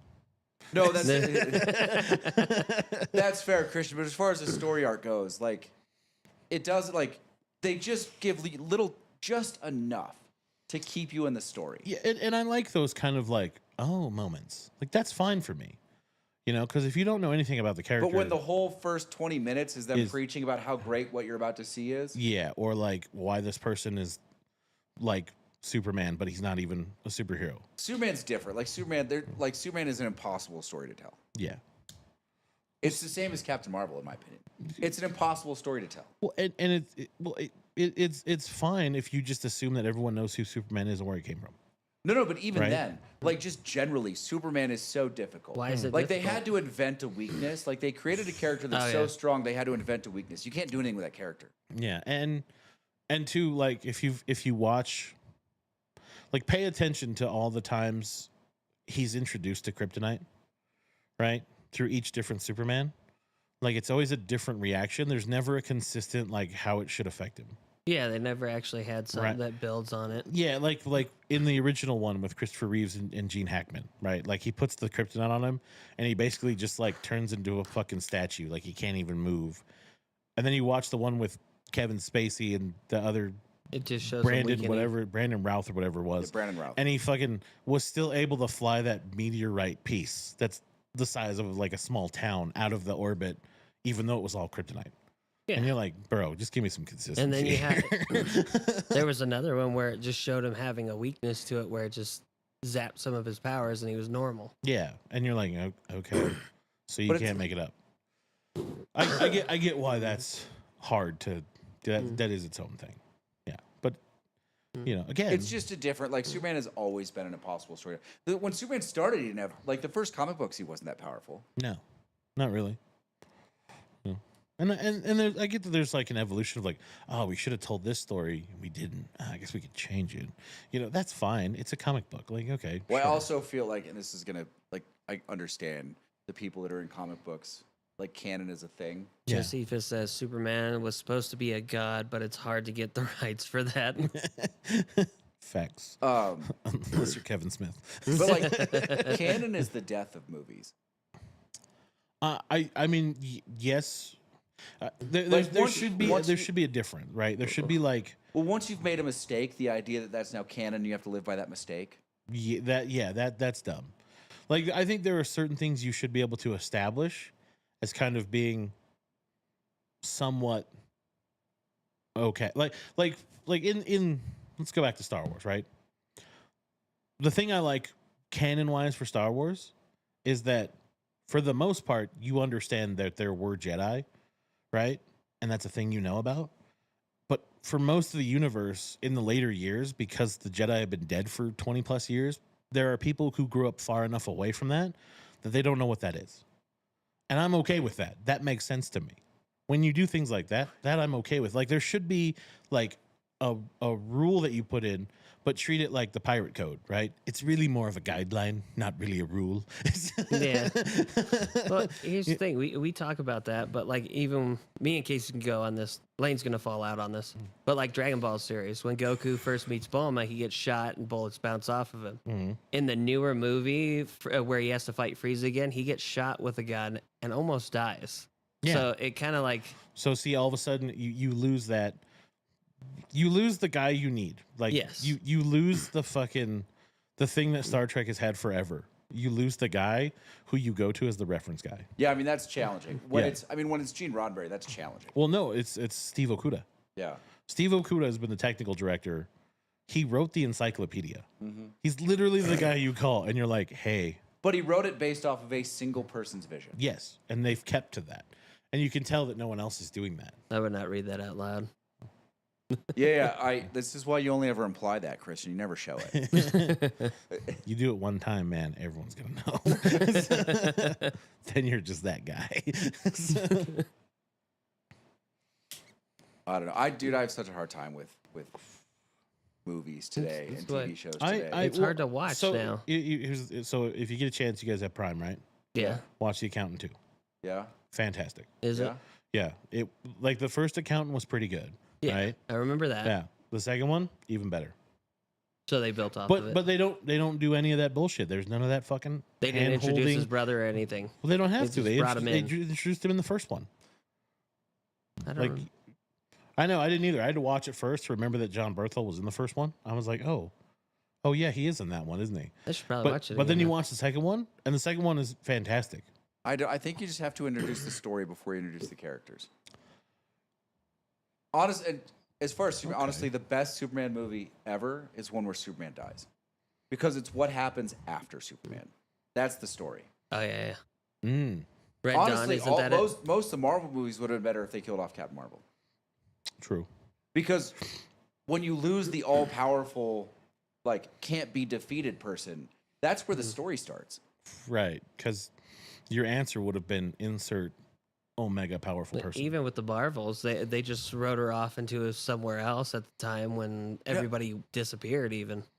Yeah, I mean, yeah, that even that was weak though. Like, yeah, but then she came back, and you were like, oh, okay.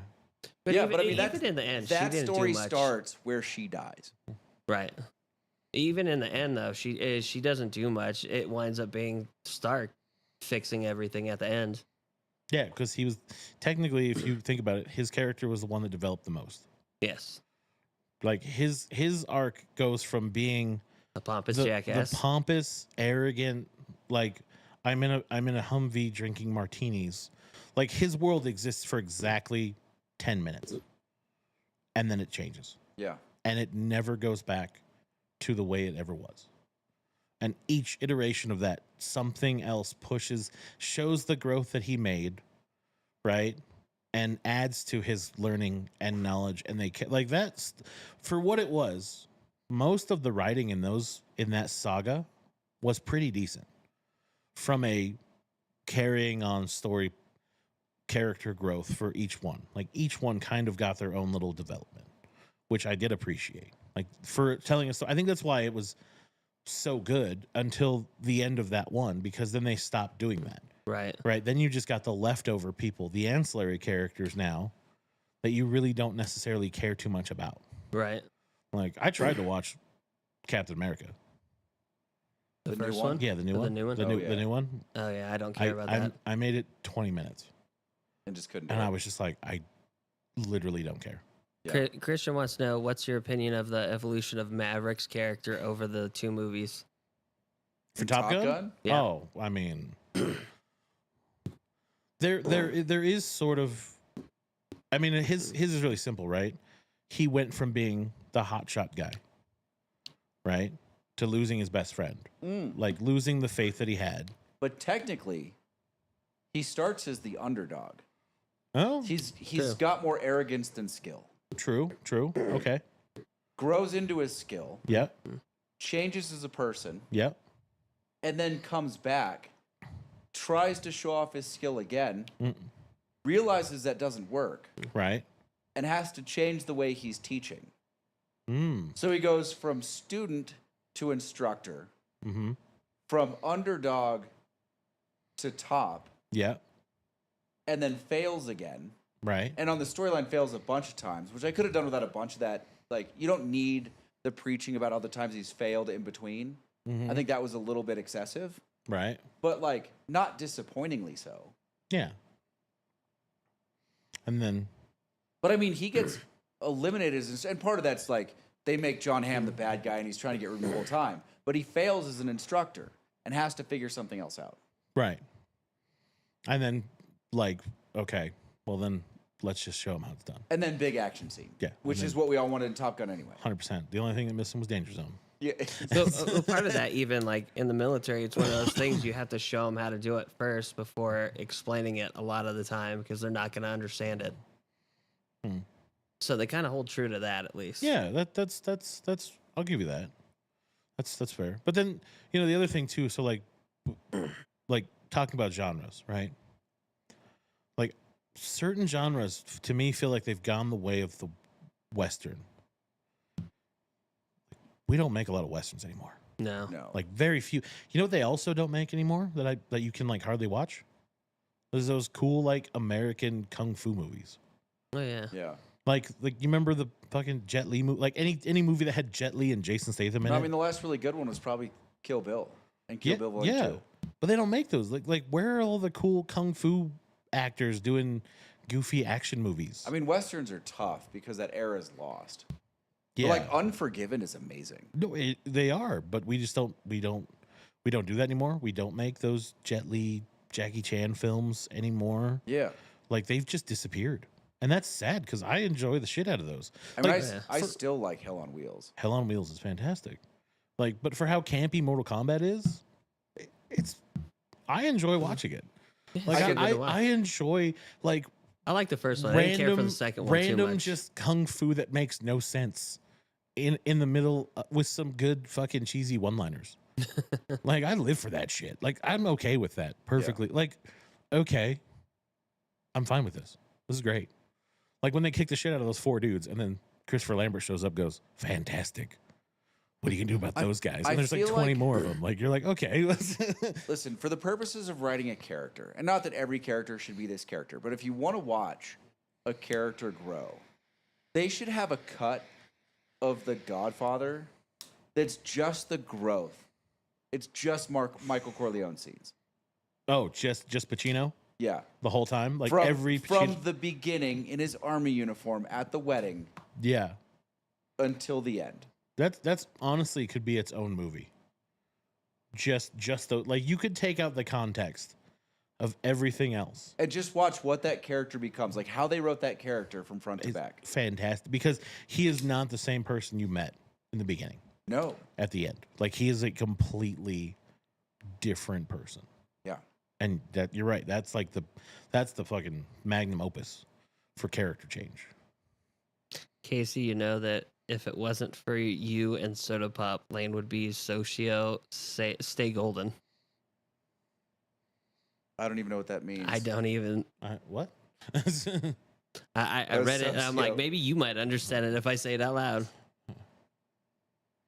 I feel like that's a dig, but I don't know what that means. Right? It's a dig at Lane, but Yeah. we have no idea. It's- Outsiders. I still don't know what that means. I'm confused. Oh, maybe you just wouldn't understand social. You'd be a social outsider. If it wasn't I feel like I'm a social outsider anyway. It's true. We do have to educate you a lot. But he also educates us in things we don't understand or know. Yeah, we talk to you about fake world. You talk to us about real world stuff. Oh my god, I had a conversation. We had a conversation about a recipe in a drink, and it's inherited right from previous owners of the restaurant. Oh, okay. And someone went, "Well, we can't use it the way that it was because the previous owner owns that recipe." And I went, "False." And they're like, "What?" I'm like, "It's how hard it is to get a patent on a recipe." Well, I'm just like, They're like, "Well, there are legal implications." Like, ooh, now we're having my conversation. Oh no. Oh no! Someone said the words. Someone said the words. That's the fucking just. You just need someone like behind you every time, like, oh, here we go again, son of a bitch. So how'd this conversation play out? It stopped Very quickly, I'm guessing.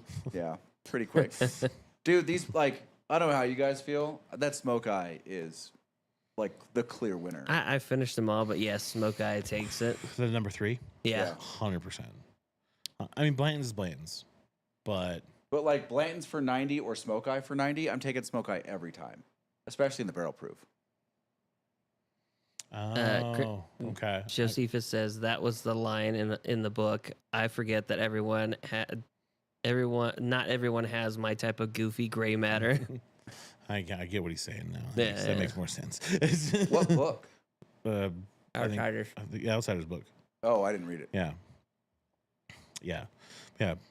That's Josephus, I have this terrible thing. I don't read a lot of fiction. I read a lot of nonfiction, and usually it's a book that tells me how to do something.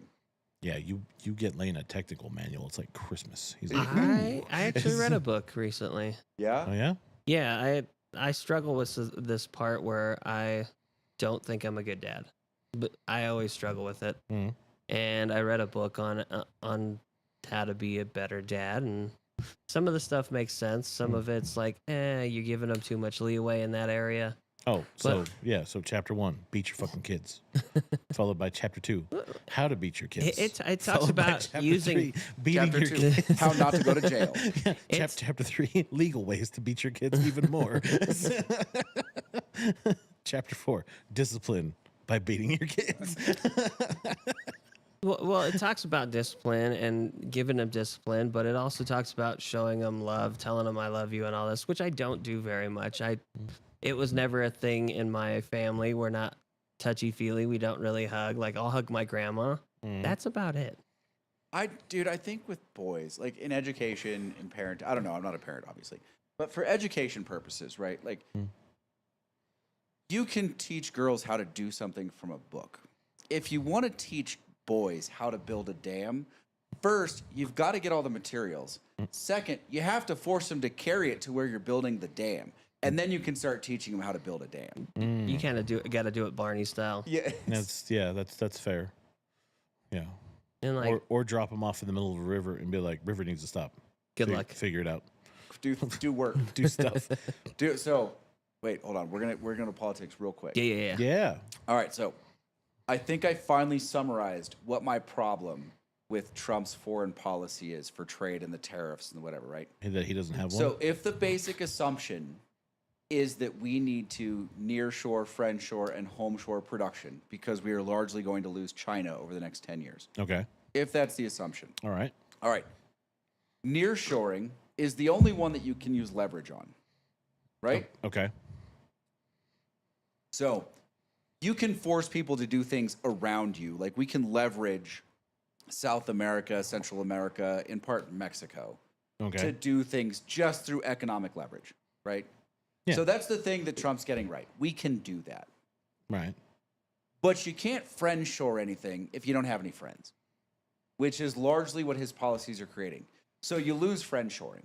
Okay. And I love when they're like, homeshoring, like we're going to create production in America. Bitch, I can't hire a lifty for $20 an hour to fucking smoke weed and push a button. You think I'm going to get him to do real work? Yes. Again, it's the gung-ho problem. Yeah. How many times do I have to remind you of this? It's the gung-ho problem.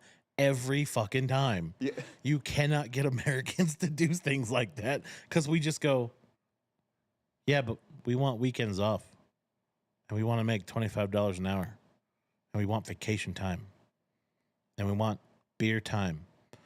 And I want a beer fountain in the workplace. And I need a nap chair for an hour and a half of napping. And we're like, no, just build the fucking car. I'll get to it, but I want a nap first. Well, and I want better snacks in the fucking convenient machine. I mean, I can get behind better snacks. All right, I feel like it's one of those things. You need a good supplier. Goes back to right, Roy. When you're a kid and teaching them. Like you said, you got to get the supplies, make them carry it, make them do it, show them how to do it. That's not being done anymore. People aren't showing kids how to do different things like that. Like the fishing derby is one of those things that we use to teach kids how to fish. This is how you get a pole. All right. Now you fix a hook on it, put a weight on it. All right. This is how you bait a hook. This is how you cast. And you go through those steps. People don't go through those steps anymore. I mean, this is one of the things that I really liked about Poly, right? Because like a lot of the world is creating engineers that are really good at telling other people how to build what they designed. Mm-hmm. Poly forces students to build what they're designing. Like they actually have to do it. Like practical instead of theoretical. Yeah, I mean, there's a ton of theory and a ton of education that goes into it, right? Like, you're still going to have to go through differential equations and physics and a bunch of other things. Right. But they're also going to have to do something. They have to build a thing. And they don't get to tell someone how to do it. They have to go, if they're designing an F3 car, someone's got to build the suspension and someone's got to build the chassis. They don't just get to design it. They have to put it together. I like that, too. Someone's got to lay the fiberglass for the body. Yeah. Like, these things don't just magically appear yet. Yeah. Well, I don't know. Like, I don't care how good your AI robots are. At some point, someone's going to have to fix the thing. Yeah, I mean, or fix the thing that fixes the thing, or fix the thing that fixes the thing that fixes the thing. Yeah, at some point, you still need some physical work. Like, at some point, entropy will happen and things will break. Yeah. And someone has to be able to fix it that's not sitting in a chair. Yeah. Someone actually has to go out and do stuff. That's why I like the old farmers. The one next door to my dad just makes things and makes it work. Tariff Witherspoon. There were some guys talking about Trump today, and I stayed out of it. It was work. I'm like, nope, we're not doing that at work. I'm gonna go there. I'm gonna go over here because they're not gonna like me afterwards. Do they work with you? Oh. Yeah, the problem is they would have been like, I would have badmouthed Trump, which I do all the time. Yes. And then they would have been like, well, Harris would have been this great. I'm like, ooh, see, here's where we have a problem. Dude, now you lost me. Yeah. First of all. Both terrible choices. One is just less. We chose the lesser of two evils. Let's be real clear. I don't know that one is less than the other. I think one's just different than the other. Different? Okay. So we took the devil we knew versus the devil we didn't. I felt like Trump is more predictably bad. Like, I don't, like, for better or for worse, accurate or inaccurate, I didn't think we would know what Harris was going to do until the person that paid her off the most, and we found out what she was bought off for. Yep. Because they need the fucking jackets. Right? I want sponsorship. NASCAR jackets. Jackets real bad. I don't want to wear this. Too bad. I want them to wear. It's the law. The law. We do need a Judge Dredd patrolling the halls of Congress. Oh man, that'd be amazing.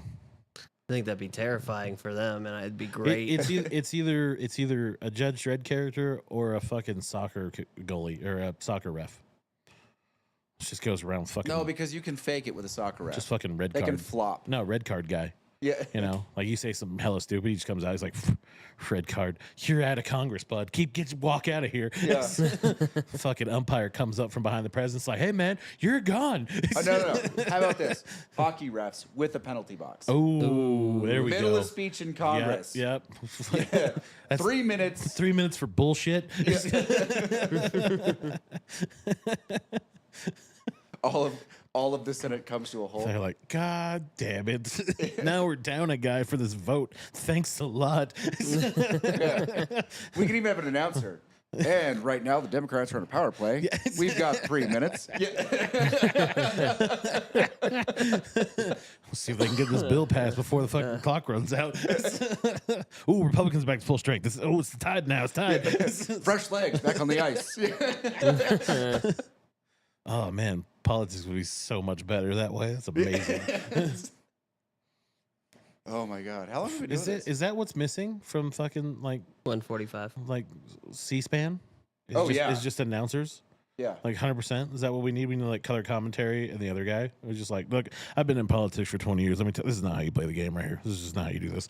Yeah. Huck and Chuck on the ice. Yeah. As it traded from Toronto for a case of Labatt's. Oh, look at that. A couple of Iowa farm boys here looking for those milk tariffs. Let's go, boys. Yeah. Do your country proud. And just like hockey, we're all going to be surprised when someone scores. Yeah. Oh, it passed. Oh, shit, it passed. What happened? Yeah. Where was the veto goal? What was that? Let's go back to the instant replay. Look at that signature right there. I can't believe it passed. Wow. Clearly a procedural error on the part of the Republicans. Ooh, I don't know how they're going to come back from this victory. Let me tell you what. Then, what are the generic Senate answers? Yeah, I was about afterwards? to say. Then you also need the interviewer in between sessions, right? Like, we're gonna take a 15-minute recess. It's like, so, what do you think, Senator? How's it going out there? Well, let me tell you right now, they're pushing words hard. They're really trying to push this education thing, and we're all about education, but. You just don't want to be the guy out there with the weak legs. Let me tell you, this is rough. Listen, we just got to play. We just got to play hard. We had to go deep into Robert Rules of Order. Get pucks in the back of the net. Gotta get those pucks in the back of the net, really, and just kind of come together as a team. We got to get some votes on the floor. We got to press hard. Keep fresh legs on the ice. Yeah. We'll be okay. We got 15 minutes here. We're gonna hydrate. We're gonna kind of come together with a plan there. I think it's gonna work out well. Our third string guys really got to show up this next time before we get out there and make it happen. Thank you, Senator. Thank you very much. No problem. No problem. Back to you guys in the booth. Come on, to be amazing. How is this not a thing?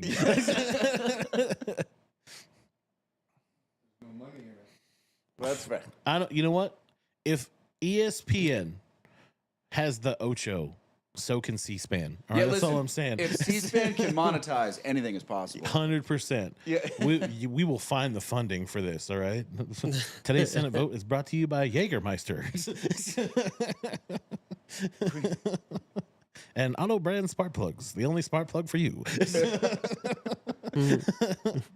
There you go. That'd be phenomenal. Here you go, Will. We're changing senators. Well, there's a change. We need speedy oil change. New senators coming up there. I want to remind you that Speedy Oil is the best oil change for you. His sponsorship jackets look a little light. You guys want to jump in here? Yeah. It's really tough going up a team with this many sponsors. You can just tell that the guys at the back of the field are just not feeling it with the lack of sponsorships. The fucking Williams guys, a fucking senator just in the back, and you're like, oh, this is just so bad. You feel bad for these guys. We could have an alternative feed with poker announcers. Oh, there we go. Well, the Republicans really playing with the big stack here. They can probably just buy their way through this game. Ooh, it looks like the New York senator is going to check.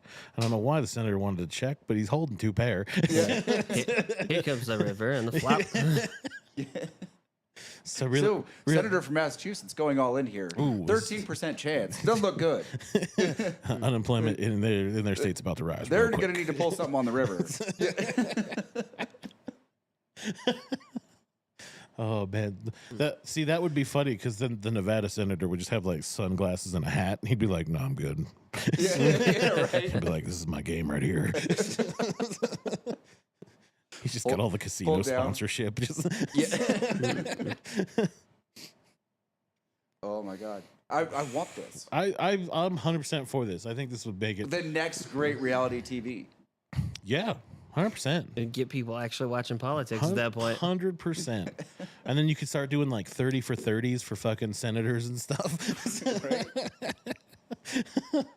Oh my! Some of the old timers. Yeah, we really didn't have this kind of competition when I was here. Let me tell you what. It was a lot easier game when I played. 20 years ago, politics was a totally different sport. Let me tell you. But anyway. So Do we got any cigars coming up? We do. What are the new releases, Kevin? So some of the new releases coming out. Let me switch over to my handy dandy little switch box here and get it where we need to go. All right. So what I saw, which interested me. The hell Is that a La Bamba? is that? It's the Espinosa 601 La Bamba Warhead 11. Is that the box? That is the box that it comes in. Yes, it is. It's going to be 10 Figurado cigars Oh my god! shipped in this casing. Are they shipped like they're in a cylinder for a revolver? I have no idea. They're shipped in that for sure. I bet you that's a jar. It is a jar. So it probably unscrews and sits up top like on the nose. Yeah. And you just pull out cigars from the inside. I had another photo. It was not on my laptop apparently, so you guys won't get to see what the cigars look like. But it's an oval Figurado. Okay. It's a nice little cigar. Man, that's fantastic. It's their 11th installment on this cigar because they've had 10 before that. But yeah, they have the Warhead. All right, 10th gen at the cigar shop in Carson. Really? They have the box on the wall. How have we not reviewed these? Because they don't have them anymore. Oh. But they just have the box. They had the box? Yeah, they have the box. Yeah. The box was so the box cool. is so Wait, nice. what are the cigar specs aside from the shape? He doesn't know. So it's a full-bodied you stumped him Nicaraguan there. Puro with a Nicaraguan broadleaf as the wrapper. Oh, Okay. broadleaf. Oh, that's right. So Because they're of La using Bambas. broadleaf seed grown in Nicaragua Have you? Yes. for the wrap. Have you had a La Bamba before? No. I haven't either. They are bold. Really? It is a full-bodied, The it says. the La Bamba is a fucking stick, man. Like it's a stick. Are they impossible to get? No, they're they used to be owned by Rocky Patel, Okay. and I don't know if they still are. I think they're their own company now. I will try to track some down. Yeah, that'd be amazing. Yeah, they're good. The traditional Oh, yeah. 601 La Bambas, like the regular standard ones, Yeah. I used to get at Casa Bellicoso in Walnut Creek. Okay. Like they had a bunch of them. They're good. Speaking of night skiing. Like they have a couple different ones coming out. But this is their Christmas in limited July. one. Yeah, the Warhead is the like special reserve. Yeah, so this is their premium one. They also have a Warhead that comes in a box as well. Ooh, what's that box So- look like? I wish I could tell you. They didn't have that one listed. Oh, so it's not out yet. No, it Okay. is not. Yeah, they do fun releases. Okay. Yeah, they do it right. What else you got, Kev? All right, the next one, and you might actually like this because it is a nice looking Who cigar. are you talking to, me or Casey? Well, he's the one that asked, so I just Okay. said it. So I mean, Well, I'm just checking. I have one that you Hey, probably won't like that might like. Lane's here too. He's part of the conversation. He could be, maybe. I don't know. You just, Up next, the flavored cigar. All right, so the next one in my list, Uh huh. I'll let you guys see it. Okay. It is the Rocky Patel 30th anniversary. This is the regular one. It's a nice cigar. Listen, I will say, Rocky's box and label game is on point. That is that Tiffany Blue. It is. Yeah. Wow.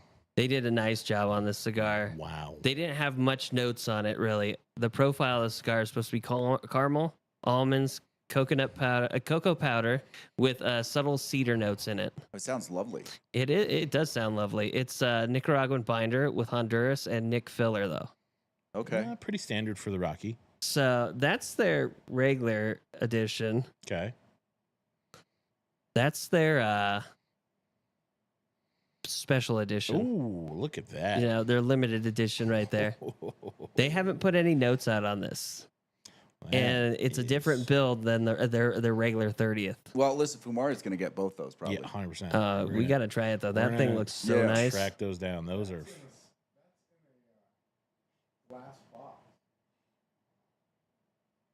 Yeah, they have it. They have it housed in a glass box because they were showing it at the The PCA. PCA. Yeah. Yeah. So it was one of those ones that they didn't let anybody really touch or have. I wouldn't let anyone. Here's the cigar you can see but don't touch. Yeah, no touchy. No No touchy. touchy.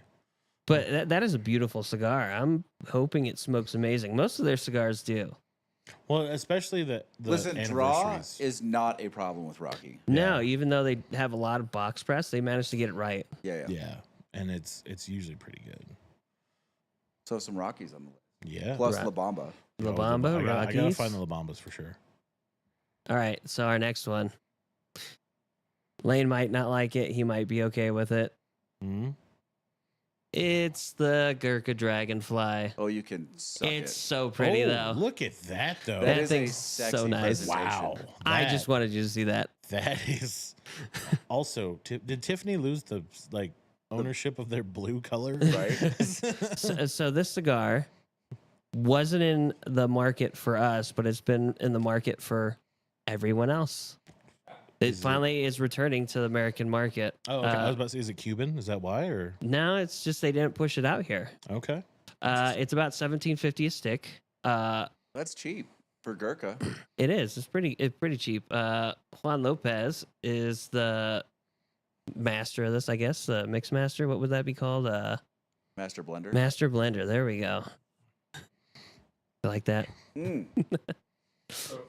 It's a premium tobacco. He says the Dragonfly is an apex combination of premium tobaccos from the most respectable tobacco producing regions in the world. Oh. It is an unmatched delicacy U.S. customers will appreciate for its distinguished aromatic qualities. This cigar is housed in an Ecuadorian seed wrapper, Sumatran blender, and filled with Dominican, Carrillo 98, and Nicaraguan Esteli tobacco. Ooh. Produced in Tabacalera El Artistria in Dominican Republic. The notes of this is woodiness, tones of cocoa, leather, and spices. Yeah, no, you're right, Josephus. You see these cigars and they look so pretty, and then you try it and you're like, this subpar, mediocre piece of shit. Why does it look so pretty? And why does it taste like The ass? cigars look so good. Dude, that box Look is at the top of the killer, dude. Look at the top of the box. It's oh, yeah. really nice. It's a fucking Xbox. What the hell? It looks like an Xbox, right? That green color sticks out and it just shines through the black. Microsoft's going to sue somebody. Holy shit. But Wow. this is a cigar I'm kind of looking forward to. Yeah, we're going to have to try to find one of these for sure. Oh, snap. Oh, look at that. You guys think about range time for next week? Mm-hmm. Okay. Think about what we can do. You got it. All right, Lane, how do you like the Xbox look of this? Look at that I thing. don't like the box on the top. You don't like the top of the box, just the inside? I mean, no, it doesn't do much for It me. kind of pops, though. Like, it stands out. You would notice it. You would notice it. It's not what I'm looking for in a cigar box. I don't know if you saw the other one. Let's see. I gotta Ooh, figure wow. this thing out. Okay. The nose on this is pretty good. There's almost like a pepper to it. Mm-hmm. Like green pepper? Yeah. Like bell pepper? Yeah. So that's what the cigar looks like. I couldn't get a better photo of it. I mean, it's a good looking presentation. Yes. I like the Rocky box better. Yeah, I mean, the comparison between the two, you're like, wow, okay, someone knows how to do Tiffany Blue right. This one's like, Tiffany Blue band, green box. Don't ask questions. Don't ask why there's green not on the band. All right, Lane, what did you bring us? This is the Adictivo Añejo, extra Añejo. I think it's the extra Añejo that Christian sent us. All right. So this is tequila. There's a good nose on it for sure. Oh, I lost you guys. Oh. We'll go back to you. We'll wrap this up with this and the whiskey, the mystery whiskey. Wow. What would you guys pay for the mystery whiskey? I'd probably pay about 50 for it, if that. That's exactly what I was thinking. $50? Yeah. That's where I was at. Oh, this has some sweet notes. This That's is- a lot of That's flavor. a lot of sweet in there. Wow. Where's the lemonade? Right? This would be fantastic. All in a right, lemonade. so There's a ton of vanilla in there. Oh, That's yeah. a lot of oak. I'm going to say something, and we might be a little upset about this. It's expensive. Yes, it's one that we really like. It's the Old Forester 1924 10-year, 100 proof. Is it really? It did not stand up to the other two. Wow. No, it I didn't. don't remember mean, it tasting like that. The Blanton's was more bold. How about same viscosity? Oh, wow. This is The smoke eye just blew it out of the water. yeah. This tastes like I'm drinking a sweet cocktail. But you remember the Old Forester 1924? Yeah. Didn't hold up against other tastings. Like, it's really good by itself, but it doesn't stand up next to other whiskeys. Yeah, That was Very the true. case before. It- Unlike their barrel proofs that stand up. Right. yeah. It is one of those ones where you have to be like, I'm going to just drink that. I feel like the Josephus. 1924 is going to end up as part of their regular whiskey row for $60 to $70. Mm-hmm. Josephus says Old Forester is the villager of the spirits. Right? That's So- fair. That's disappointing because it costs a lot more than $50. Yes, it does. So this is extremely sweet. Like Yeah. almost like I don't really want to drink it, to tell you the truth. It's good, but like those sweet notes are like it's like you're eating gummies. Yeah, it is. It is. Mm. Oh man. How is it with a cigar? I bet it's really good with a cigar. I don't know. I just finished it. Pretty good. That holds up really well, actually. I bet it does. Yeah, that. Even to a mild cigar, it holds up. Yeah, that's wow. Okay. All right, Christian. I see what's up. I might have to add that to the list of tequilas I like to buy. Yeah, Right? Kevin's had this for a while, and I've never touched it. Oh, I just look at it, I'm like, it's that's a at, cool bottle. They have it at Minden. Yeah, I don't drink tequila that often unless it's something that he recommends. Like Yeah. I only started drinking Casamigos because he said that works good with lemonade.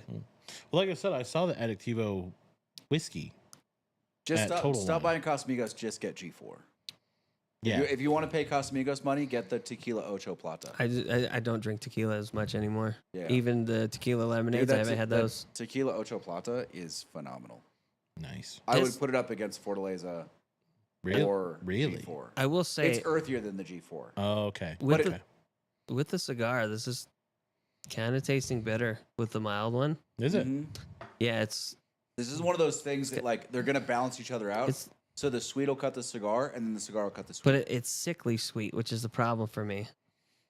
It's too much sugar. Yeah, I'm not big on those really sweet drinks. Yeah, that's fair. Yeah, Josephus, you do have to have your old reliables for sure. For sure. You're like, it was good, but I'll just stick to the one I like. I'll go All back right. to We're, 101. we're not on camera anymore, so do you want to Yeah, take us out? I guess. I mean, you could take us out because I'm just going to switch back to this one right here because that's what we did last week, and it looks so nice on camera. Oh, Yeah, guys. So we're the Big Ash. Thanks for watching. If you made it this far, do YouTube things. To those of you in the chat, we appreciate the hell out of you. See you next time.